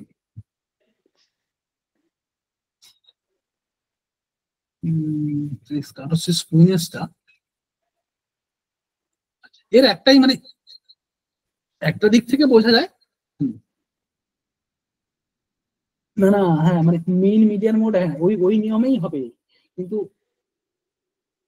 মোড বড় মিডিয়ান ছোট মিন ছোট পজিটিভ। হ্যাঁ স্যার, স্যার সহজ ভাষায় আমি যেটুকু জানি যে মিন হ্যাঁ। যদি মোডের থেকে ছোট হয় মানে মোড যদি বড় হয় তাহলে সেটা হবে নেগেটিভ, আর মোড যদি ছোট হয় সেটা হবে পজিটিভ, মানে হ্যাঁ, মিন মানে বড় হলে পজিটিভ, মিন ছোট হলে নেগেটিভ। হ্যাঁ না না এটা স্বাভাবিকভাবে তো, হ্যাঁ মানে ওটাই হবে মানে বেসিক্যালি, কিন্তু এটা তোমাকে বোঝানোর জন্য আমি চেষ্টা করছিলাম এখানটায়। আচ্ছা আপনি গড় বড় মধ্যম তার থেকে ছোট, আচ্ছা আচ্ছা এটা হচ্ছে তোমার ডান দিকে কেন্দ্রীভূত নেগেটিভ স্কুইড, এটা হচ্ছে নেগেটিভ পজিটিভের কি ছবিটা উল্টো হয়ে গেছে, মোট বড় এর উল্টো। যাই হোক ঠিক আছে, আমি এভাবেই বোঝাই, ওই অত কমপ্লিকেশনে যেতে হবে না, এভাবেই বোঝাই। তো যদি একটা পরিসংখ্যানের ওই ওই ওই ওই ক্যালকুলেশনটা আমি তোমাদের পরের ক্লাসে বলে দেবো, মানে কিভাবে হচ্ছে কেন হচ্ছে। একটা ক্যালকুলেশনের যদি ধরো এটা ধরো মিন বড় মিডিয়ান তারপরে ছোট আর মোট সবচেয়ে ছোট, মানে মিন বড় মিডিয়ান তার থেকে বড় এবং মোট সবচেয়ে ছোট, তাহলে মিন বড় মিডিয়ান মাঝারি মোট ছোট, সেটাকে বলা হয় পজিটিভলি স্কুইড, ঠিক আছে? এটা বেসিক্যালি মিন মিডিয়ান মোড, ঠিক লো হাই বেসিক্যালি যদি আমরা বলি যদি ধরে নিই basically positive squid negative squid এক সেকেন্ড, হ্যাঁ মিন ধরো বড় আছে আর মিডিয়ান ছোট আর মোড একদম ছোট, এইরকম যদি আমরা একটা এ আঁকি সেটা হচ্ছে পজিটিভলি স্কুইড, এটা হচ্ছে পজিটিভলি স্কুইড। আর যদি মোড বড় হয়, মোড বড়, মিডিয়ান তার থেকে বড় এবং মিন ছোট, তাহলে সেটা হবে নেগেটিভলি স্কুইড, সেটা হচ্ছে নেগেটিভলি স্কুইড, সেটা হচ্ছে নেগেটিভলি স্কুইড। ঠিক আছে, এই লেফট রাইট বাদ দাও, লেফট বাই দেখতে হবে। তাহলে বেসিক্যালি আমি যদি এরকম মিন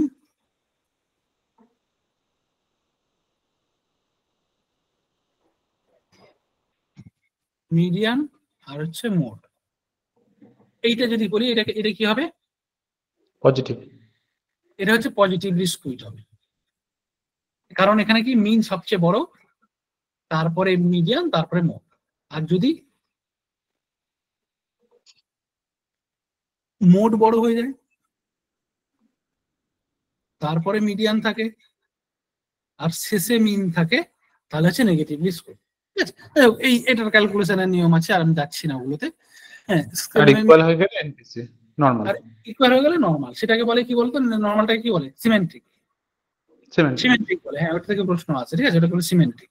আচ্ছা, স্কুইনেস বের করার যে স্কুইনেস বের করার যে কার্ল পিয়ারসনের যে সূত্র, সেটা হচ্ছে mean minus mode by SD. হ্যাঁ, মিন যদি ধরো দেখো 50 থাকে, মোড যদি ধরো 30 থাকে, আর এসডি যদি 5 থাকে,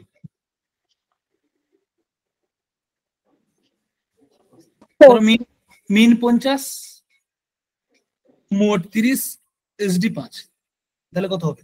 20 বাই 5 মানে 4। ঠিক আছে, এটা বেসিক্যালি প্লাস মাইনাসের উপর বেস করে মানটা বের করে মেবি, এটা দেখতে পাবো। আরেকটা সূত্র আছে, আরেকটা সূত্র হচ্ছে যে এইটা 3, আরেকটা সূত্র হচ্ছে স্কুইনেস বের করার 3 mean minus median by SD, এটা হচ্ছে 2 নম্বর সূত্র। এভাবে আমরা স্কুইনেস বের করি। আর হচ্ছে আরেকটা হচ্ছে কার্টোসিস। কার্টোসিস হচ্ছে এই আমরা আমাদের ডেটাগুলো, আর এছাড়াও আরো কতগুলো সূত্র আছে স্কুইনেস বের করার, এই স্ট্যান্ডার্ড এটাও 3 নম্বর একটা সূত্র স্কুইনেস বের করার। Q3 minus 2Q2 minus Q1 Q3, Q1 Q2 বের করে আমরা বেলোর স্কুইনেস মেজারমেন্ট এর করে, এটা আমি শেয়ার করবো বা শেয়ার করা আছে মেবি, এটা থেকেই করতে পারবে। এরপর হচ্ছে কার্টোসিস। কার্টোসিস মানে হচ্ছে একটা ডিস্ট্রিবিউশন, হ্যাঁ, স্বাভাবিক ডিস্ট্রিবিউশন কিরকম হয় বলতো? স্বাভাবিক ডিস্ট্রিবিউশন হচ্ছে কোনগুলো একটু পাতলা হয়, মাঝখানটা উঁচু হয়, বের হয়। ঠিক আছে, এবারে কিছু কিছু ক্ষেত্রে আমাদের ডিস্ট্রিবিউশন এর 3টে প্রকার ভেদ হয়। কার্টোসিস হচ্ছে কি বলতো? কার্টোসিস হচ্ছে যে ডিস্ট্রিবিউশন গুলো বেশি উপরে চলে যাওয়া, বেশি নিচে চলে যাওয়া, এটাকে বেসিক্যালি বলা হয় কার্টোসিস। তো কার্টোসিস 3 রকম হতে পারে, এরকম দেখো এখানটায়। তো বেসিক্যালি আমাদের নর্মাল প্রবাবিলিটি কার্ভ কি হয়? এইরকম, সাধারণত নর্মাল প্রবাবিলিটি কার্ভ এইরকম ভাবে হয়, এরকম আকারে হয়। এবারে কিছু কিছু সময় কি হয়, এই যে আকারটা দেখছো, এই যে আকারটা, এইটা হচ্ছে নর্মাল প্রবাবিলিটি কার্ভের আকার। এই যে বেসিক্যালি কোন এই কালারটা, এইটা হচ্ছে নর্মাল প্রবাবিলিটি কার্ভের এনপিসি কার্ভের চিত্র। এবারে কিছু সময় দেখবে যে কিছু ছেলে মেয়ে কি বলতো, যে মাঝে খুব কম সংখ্যক ছেলে আছে, ধরো গড় বললাম 50, তো 50-এ হয়তো 2 জন ছেলে আছে বা 3 জন আছে, বাদ বাকি সব এই সাইডে সাইডে আছে। তাহলে কি হয় বলতো? এইরকম ডেটা, পিকে কম, এই যে পিকে দেখো কম কম না, 2 সাইডে বেশি কিন্তু পিকে কম, এই জায়গাটায় কম। নর্মাল প্রবাবিলিটি দেখো এইখানটাই বেশি, বাদ বাকি এরকম। বেসিক্যালি এই কিছু কিছু আমাদের 3 রকমের কার্টোসিস হয়। একটা হচ্ছে প্লেটিকার্টিক, মেসোকার্টিক, আর হচ্ছে লেপ্টোকার্টিক। প্লেটিকার্টিক, মেসোকার্টিক এবং লেপ্টোকার্টিক। মেসোকার্টিক মেসোকার্টিক কার্টোসিস বলতে বেসিক্যালি নর্মাল যে এনপিসি যেটাকে ফলো করে সেটাকে বেসিক্যালি মেসোকার্টিক বলা হয়। আর যখন ছুচলো হয়ে যায় উপর দিকটা ছুচলো হয়ে যায়, তখন সেটাকে বলা হয় লেপ্টোকার্টিক। ঠিক আছে, লেপ্টোকার্টিক যখন ছুচলো হয়ে যায়।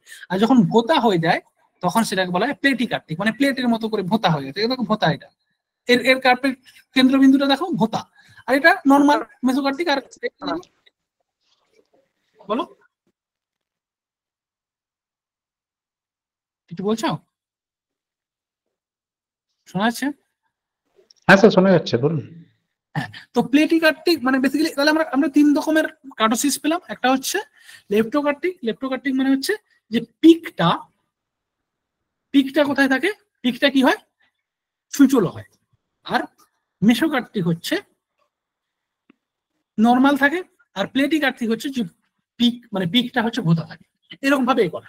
এবার এর একটা নিয়ম আছে। ধরো একটা নর্মাল ডিস্ট্রিবিউশনের মানে মেসোকার্টিক যে ডিস্ট্রিবিউশন বলছি, মেসোকার্টিক কার্টোসিস বলছি, তার মানে সাধারণ বন্টনের কার্টোসিস সাধারণত প্রায় 3 থাকে, প্রায় 3 থাকে। এর মানটা কত গো, মানে অ্যাকুরেট মানটা জানো সে কেউ কার্টোসিসের? 0.263 0.263 হ্যাঁ 263। ধরো তুমি একটা এনপিসির কার্টোসিস বের করলে, সেইটা দেখা গেল 1 হয়েছে। মানটা কি 0.263 থেকে বেশি। বেশি। তাহলে বেশি হলে এইটা কি হবে বলতো? প্লেটোকার্টিক হবে। বেশি হলে কি হবে, মানে বেশি হলে প্লেটোকার্টিক হবে, মানে নিচটা হচ্ছে ভোতা হয়ে যাবে। কারণ আমার নর্মাল মানটা কি ছিল এরকম 0.263, আর যখন 1 হচ্ছে 1 হলে ডিস্ট্রিবিউশন। আর যদি মানে এরকম হয়ে যায় যে মানে এর মানটা এর থেকে কম হয়, 0.263 যদি হয়, এই 0.263 যদি কম হয় লেপ্টোকার্টিক হবে, তাহলে এই পিকটার মান কম হয়ে যাবে। ঠিক আছে, এরকম যদি বলো তাহলে এই যদি এই ডায়াগ্রামটা যদি দেখো, এই বিষয়গুলো আরেকটু ভালো করে দেখতে হবে।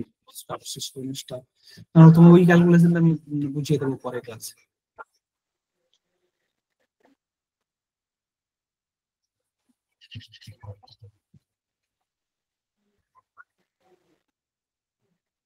তো বেসিক্যালি এখানে এই এই এই এটার কত 0.263, এর থেকে কম হলে, এর থেকে বেশি হলে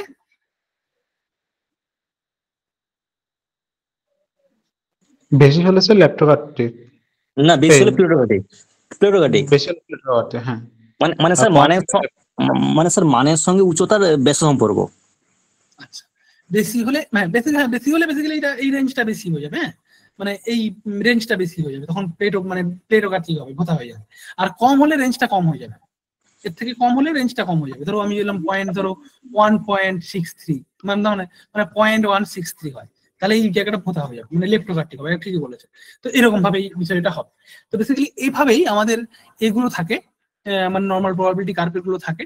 তো এরপরে আমরা যেটা আলোচনা করব সেটা হচ্ছে এই বিষয়গুলো ক্লিয়ার হবে যদি আমরা মানে যে বিষয়গুলো আলোচনা করলাম একটু একটু ডাউট থাকছে, একটু সমস্যা হচ্ছে, ঠিক আছে, বা এইগুলো এক্ষুনি ক্লিয়ার হবে আমরা যখন এই এমসিকিউ গুলো আলোচনা করবো। এক সেকেন্ড দাঁড়াও, আমি এমসিকিউ এটাকে এমসিকিউ গুলোকে করলে আমরা ডিস্ট্রিবিউশনটাকে করলে পেয়ে যাবো।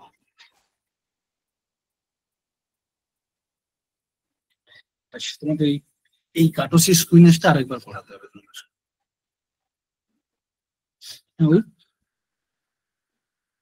বেসিক্যালি ইন্টারনেটে যে এগুলো আছে না, ওগুলো থেকে তো আমি কিছু মানে ওই পজিটিভ নেগেটিভের কিছু ডিফারেন্স বুঝতে পারি না। ওখানে মিন মিডিয়ান মোডের কোনো ছোট বড় করেই না চার্টগুলো।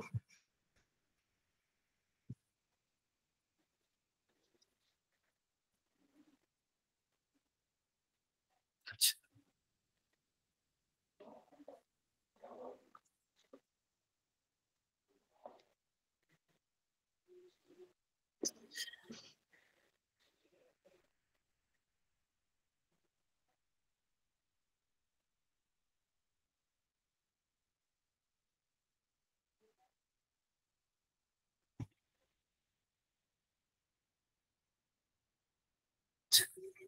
এখান থেকে প্রশ্নগুলো আছে।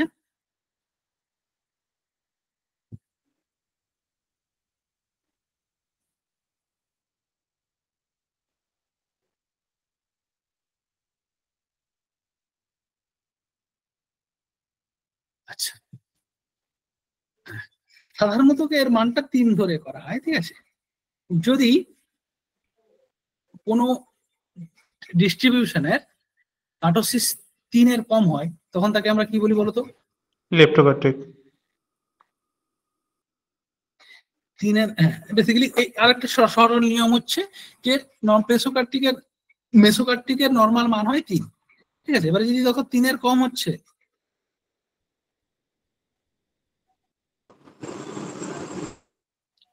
সেটাই করছে, 3 এর কম হলে সেটাকে আমরা বলছি আচ্ছা প্লেটিকার্টিক।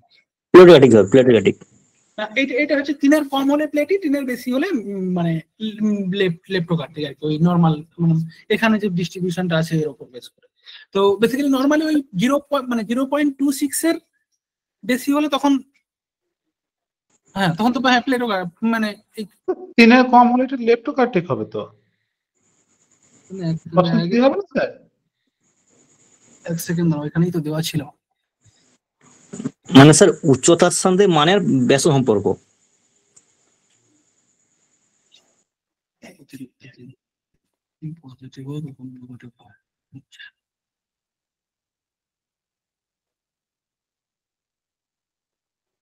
আচ্ছা, এটা আমি বলছি অতিরিক্ত স্কার্টোসিস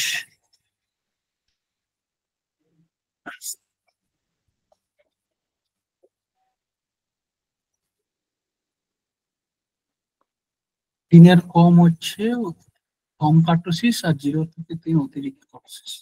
না স্যার একটু উপরে যান, দেখুন ওখানে মানে কি করে মেনশন করা ছিল এখানে না স্যার, আরো একটু উপরে যেতে হবে স্যার। দেখছি না জানো কম হলে তো লেপ্টোকার্টিক হবে।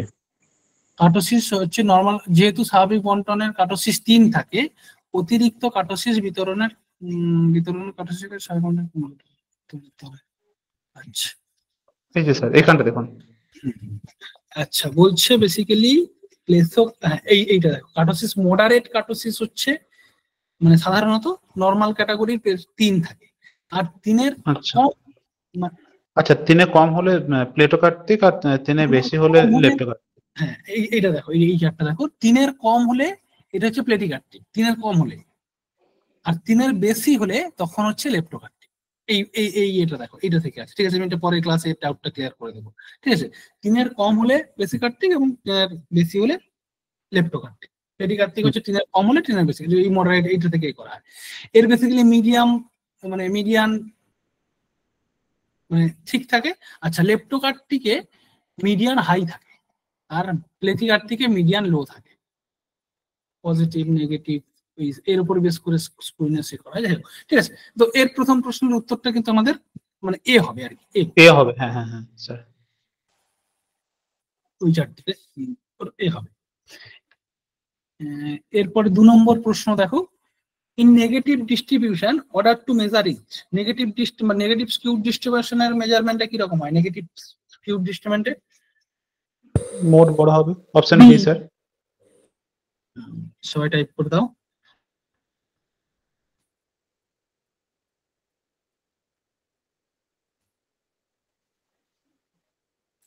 আবার এখান থেকে লেখা যাচ্ছে, একদমই তাই। বেসিক্যালি এখানে কি হবে, মোডটা মানে 2 হবে এর সঠিক আনসার, 2 হবে এর সঠিক আনসার, ঠিক আছে। এরপরে দেখো, skewness measure what is the characteristics of distribution, 3 নম্বরে মানে স্কুইনেস কোন বৈশিষ্ট্যটা পরিমাপ করে?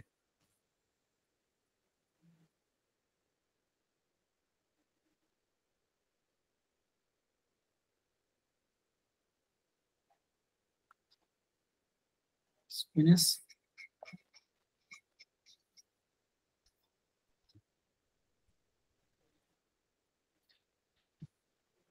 হ্যাঁ sir, option B sir.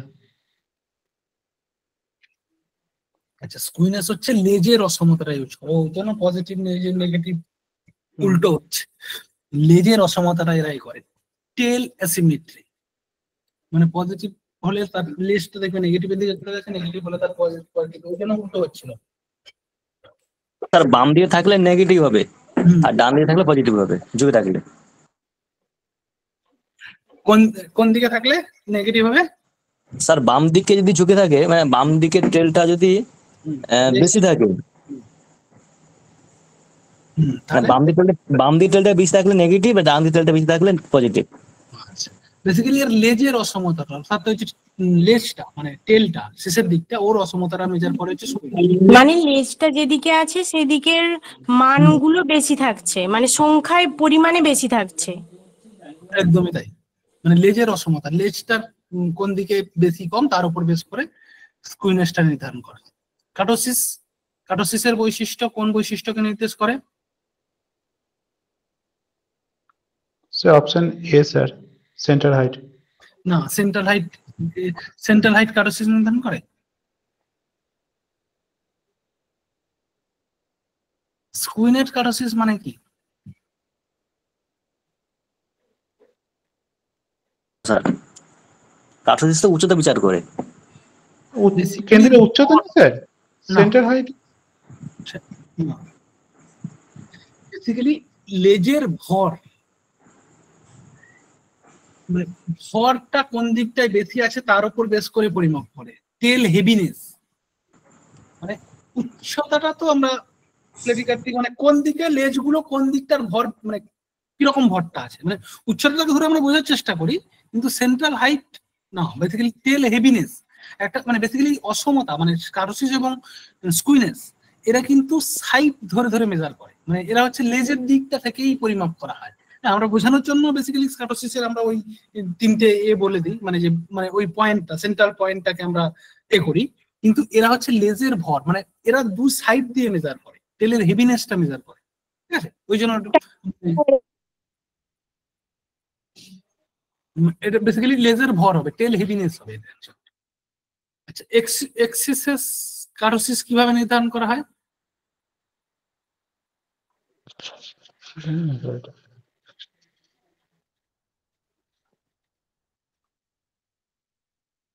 Access কাটোসিস কিভাবে নির্ধারণ করা হয়? বেসিক্যালি +3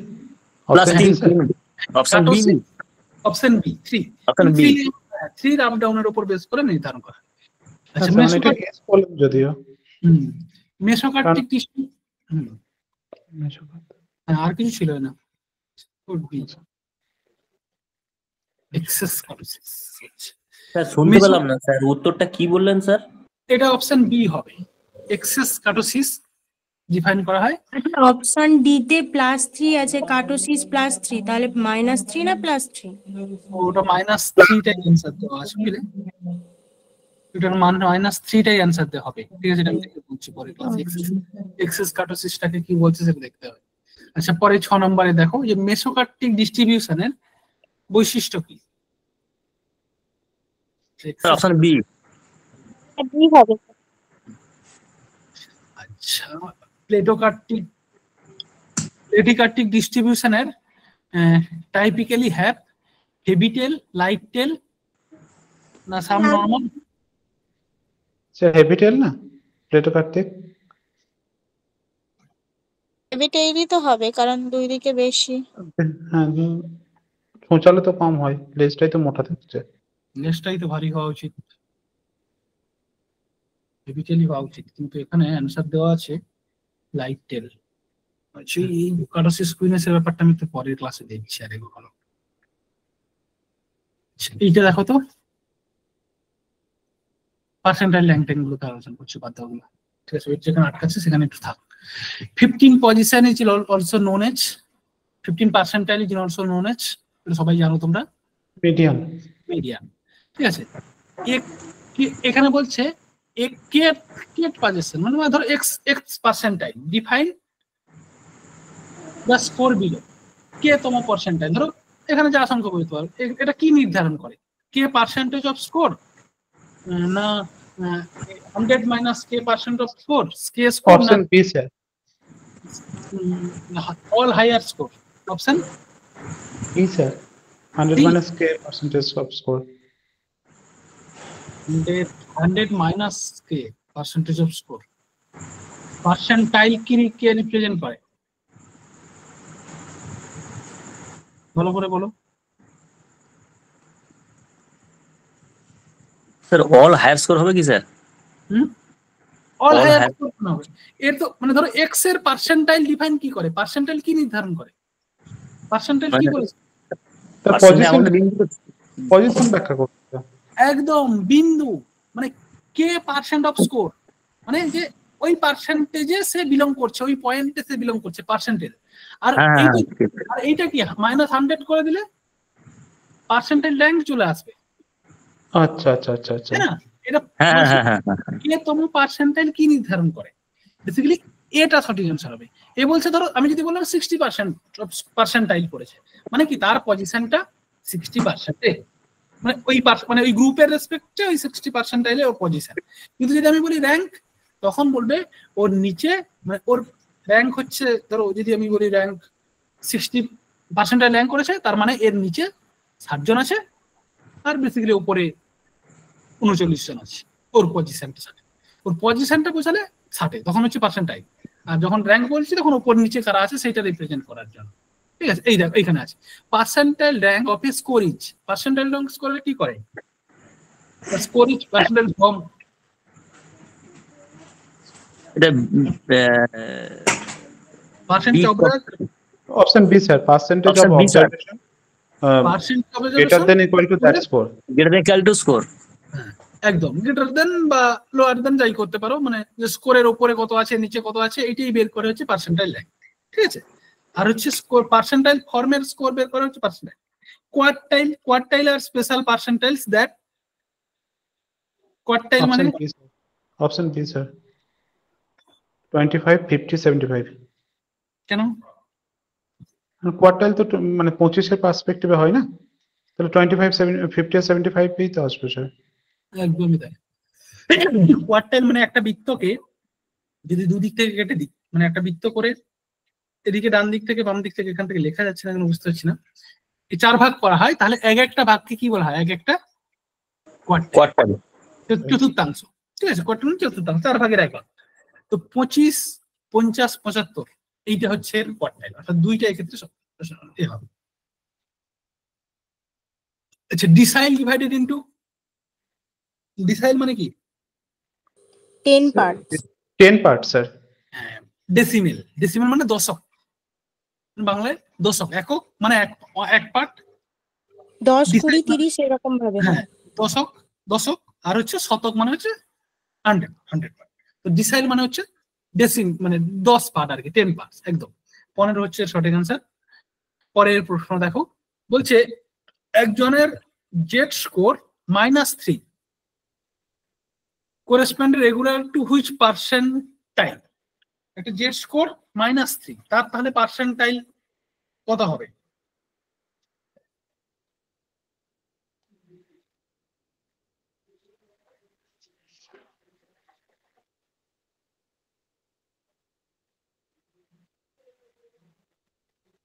পার্সেন্ট, 3%, 1% আছে, ওইটা একটু দেখি। জেড স্কোর -3, তার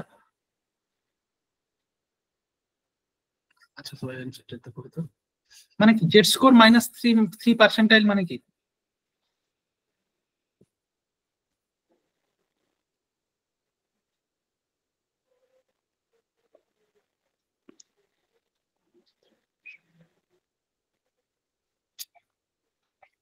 লেখা যাচ্ছে না,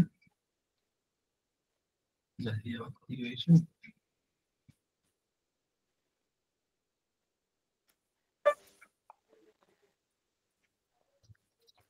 পার্সেন্টাইলের মধ্যে পড়বে জেড স্কোর যদি -3 হয়। আচ্ছা, এটা কি জেড স্কোরে বের করে তারপরে সেখান থেকে -3 করতে হবে নাকি?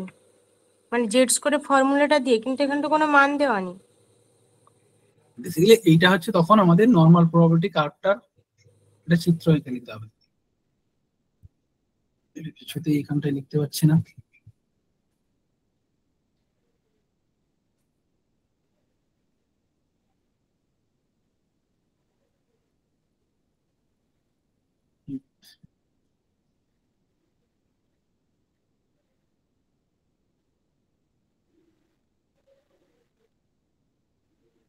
জেড স্কোর -3 মানে বেসিক্যালি আমরা যদি একটা নরমাল প্রবাবিলিটি কার্ভ আঁকি, -1, -2, -3, তাহলে বেসিক্যালি এই পজিশনে তো। হ্যাঁ স্যার। তো এইটা যদি আমার 100% হয়, এই পজিশনটা কত পার্সেন্ট আসে জানো? অ্যাপ্রক্স প্রায় 2% মতোই আসে 100% হলে।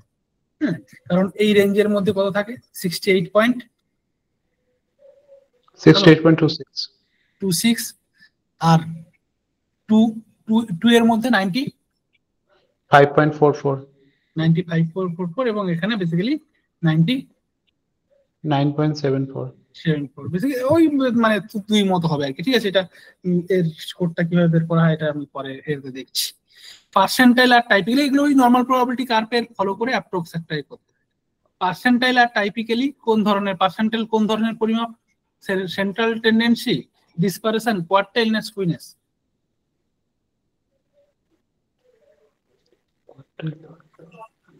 হয়ে গেছে। কোয়ার্টাইল হবে না স্যার?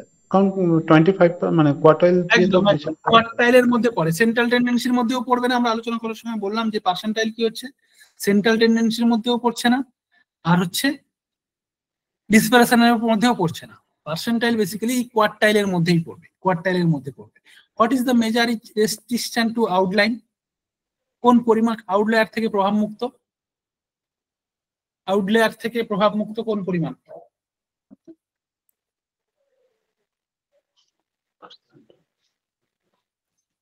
জানি না স্যার, পার্সেন্টাইল মনে হচ্ছে। একদম, এটার অ্যানসার হবে পার্সেন্টাইল। ঠিক আছে, আউটলায়ার থেকে প্রভাব মুক্ত বলে দেবেন একটু কি করে হচ্ছে? জানি না, আমি গেস করব। হ্যাঁ, আউটলায়ার থেকে পার্সেন্টাইল, বেসিক্যালি পার্সেন্টাইল হচ্ছে আউটলায়ার থেকে প্রভাব মুক্ত। মানে পার্সেন্টাইল সবসময় 100% আসবে। তোমার এন 500 হতে পারে, 1000 হতে পারে, 10,000 হতে পারে, 12,000 হতে পারে, যাই হতে পারে, পার্সেন্টাইল কিন্তু তোমার 100-র মধ্যেই থাকবে। অর্থাৎ এর আউটলায়ার প্রভাব ফেলবে না কখনো। এন যত থাকুক না কেন সেটা প্রভাব ফেলবে না। এই জন্য আউটলায়ার মানে এন এর ভ্যালুটাকে বোঝায়। হ্যাঁ, মানে মানে আউটলায়ার প্রভাব মুক্ত। এমন নয় যে ধরো 100 জনের পরীক্ষা হচ্ছে, তোমার পার্সেন্টাইল এসছে 98, আর যেহেতু 5000 জনের পরীক্ষা আসছে তোমার পার্সেন্টাইল আসবে ধরো 200 বা 250, এরকম আসবে না, সবই এর মধ্যেই থাকে। ঠিক আছে, এর আউটলায়ার কোনো প্রভাব ফেলতে পারে না। মানে এন যতই থাকুক সেটাকে 100 হিসেবেই ধরে করা হয়। হ্যাঁ, মানে নরমাল র্যাঙ্ক কি হয়? নরমাল র্যাঙ্ক কি, যদি 500 জন থাকে তোমার র্যাঙ্ক ধরো 495, পার্সেন্টাইল র্যাঙ্ক থেকে তো আমরা নরমাল র্যাঙ্ক বের করি 495। এবার ওইটাকে যখন আমরা 100% নিয়ে নিই, তার আগে মানে তখন দেখবে তোমার 495, তো ধরো উপরে 5 জন আছে, তোমার যদি ধরো না 5 জন আছে, তাহলে তোমার র্যাঙ্ক হয়ে যাবে ধরো 95 পার্সেন্টাইল বা এরকম একটা র্যাঙ্ক হয়ে যাবে। ঠিক আছে, তো এই জন্য এটা বলছে কোনো এর আউটলেয়ার থাকে, মানে আউটলেয়ার কোনো প্রভাব ফেলতে পারে না আর কি। পার্সেন্টাইল র্যাঙ্ক কিসের জন্য ইউজ করা হয়? কম্পেয়ার করার জন্য। Score across different test, only single test, test difficulty, mean score.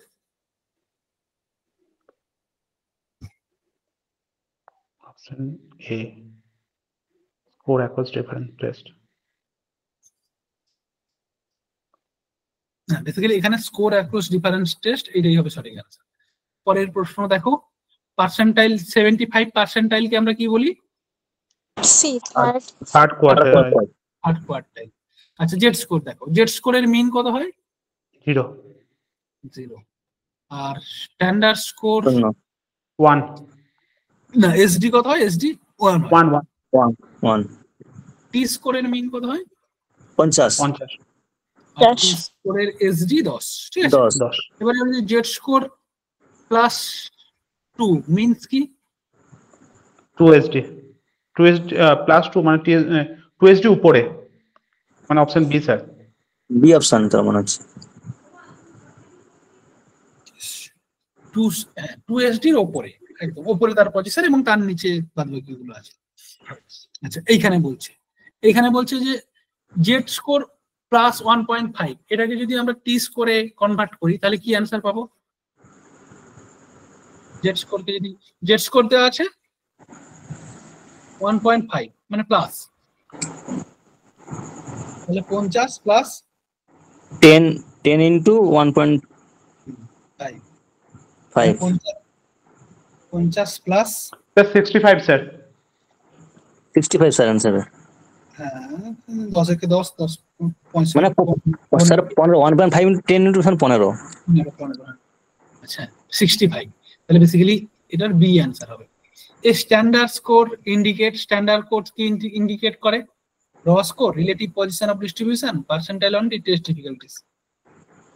Sir relative position in distribution, option B sir. তারপর তোমার ডিস্ট্রিবিউশনে তোমার পজিশনটা কোথায়, উপরে না নিচে না মাঝখানে, সেইটার ইস্যু। টি স্কোর ইউজফুল কেন? easy compare both sir both sir D answer হবে sir PNC avoid negative value. না দুটোই হবে স্যার, ইজি স্যার, ইজিও হয় এবং অ্যাভয়েড নেগেটিভ ভ্যালু একদম। করে। নেগেটিভ কম্পেয়ার করা হয় মিন আর একদম নেগেটিভ ভ্যালুটাকেও অ্যাভয়েড করে। এখানে নেগেটিভ ভ্যালু সাধারণত হয় না, তো বি এন্ড সি বোথ। 29 দেখো, a Z score of 0 respond of which percentile. Z score যদি 0 হয় তার মানে কোন পার্সেন্টাইলকে রিপ্রেজেন্ট করা হচ্ছে? 50 50, কারণ নরমাল প্রবাবিলিটি কার্ভ যদি ফলো করে জেড স্কোর 0 কোথায় হয়? মিন মিডিয়ান মোড এক জায়গায় থাকে, এখানে 0 হয়, তো মিন মিডিয়ান মানে 50% সেখানে। Derived score also help converted র স্কোর ইনটু এই যে ডিরাইভড স্কোর বলছি সেগুলো র স্কোরকে কিসে রূপান্তরিত করে? Percentile T score, Z score T score, growth measure. Z score এবং টি স্কোর, হ্যাঁ Z score T score, option B sir. ঠিক আছে, তো এই হচ্ছে আজকের আলোচনার বিষয়। তো এর পরের ক্লাসে আমি স্ক্যাটারসিস কুইনেসটা আরেকবার দেখিয়ে দেবো, ঠিক আছে? কারণ এইটা থেকে একটু অনেকটা ডাউট থেকে গেল, কনফিউশন থেকে গেল ওই বিষয়গুলো থেকে, তো সেইটা আমি পরের ক্লাসে দেখছি।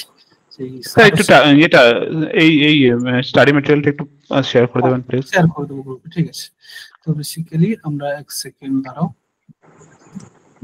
ঠিক আছে? তো এর পরের ক্লাসে আমরা এই স্ক্যাটারসিস কুইনেসটা আরেকবার ভালো করে দেখবো, ওর কনফিউশনটা ক্লিয়ার করতে হবে আমাদের। তারপরে কোএফিসিয়েন্ট এন্ড কোরিলেশন এই বিষয়টা দেখবো, আর হচ্ছে representation of representation of data, এটাও দেখতে হবে। বিশেষ করে পাই চার্ট থেকে প্রশ্ন আছে, পাই চার্ট এইগুলো গ্রাফ ট্রাফ গুলো ওগুলো দেখতে হবে। এরপরে ক্লাসে আমরা এই বিষয়গুলো দেখবো। ঠিক আছে, থ্যাংক ইউ সবাইকে, পরের ক্লাসে দেখা হচ্ছে, ঠিক আছে? আজকে স্ক্যাটারসিস কুইনেসটা একটু সমস্যা হয়ে গেল। স্যার নেক্সট ক্লাস কবে নাগাদ হতে পারে? মানে ওটা তো আমাদের চার্ট করতে নেই স্যার। হ্যাঁ ওটা দেখছি আমি। এটা হয় শনিবারের দিক করে যদি একটা ক্লাস নেওয়া যায় দেখছি, ঠিক আছে?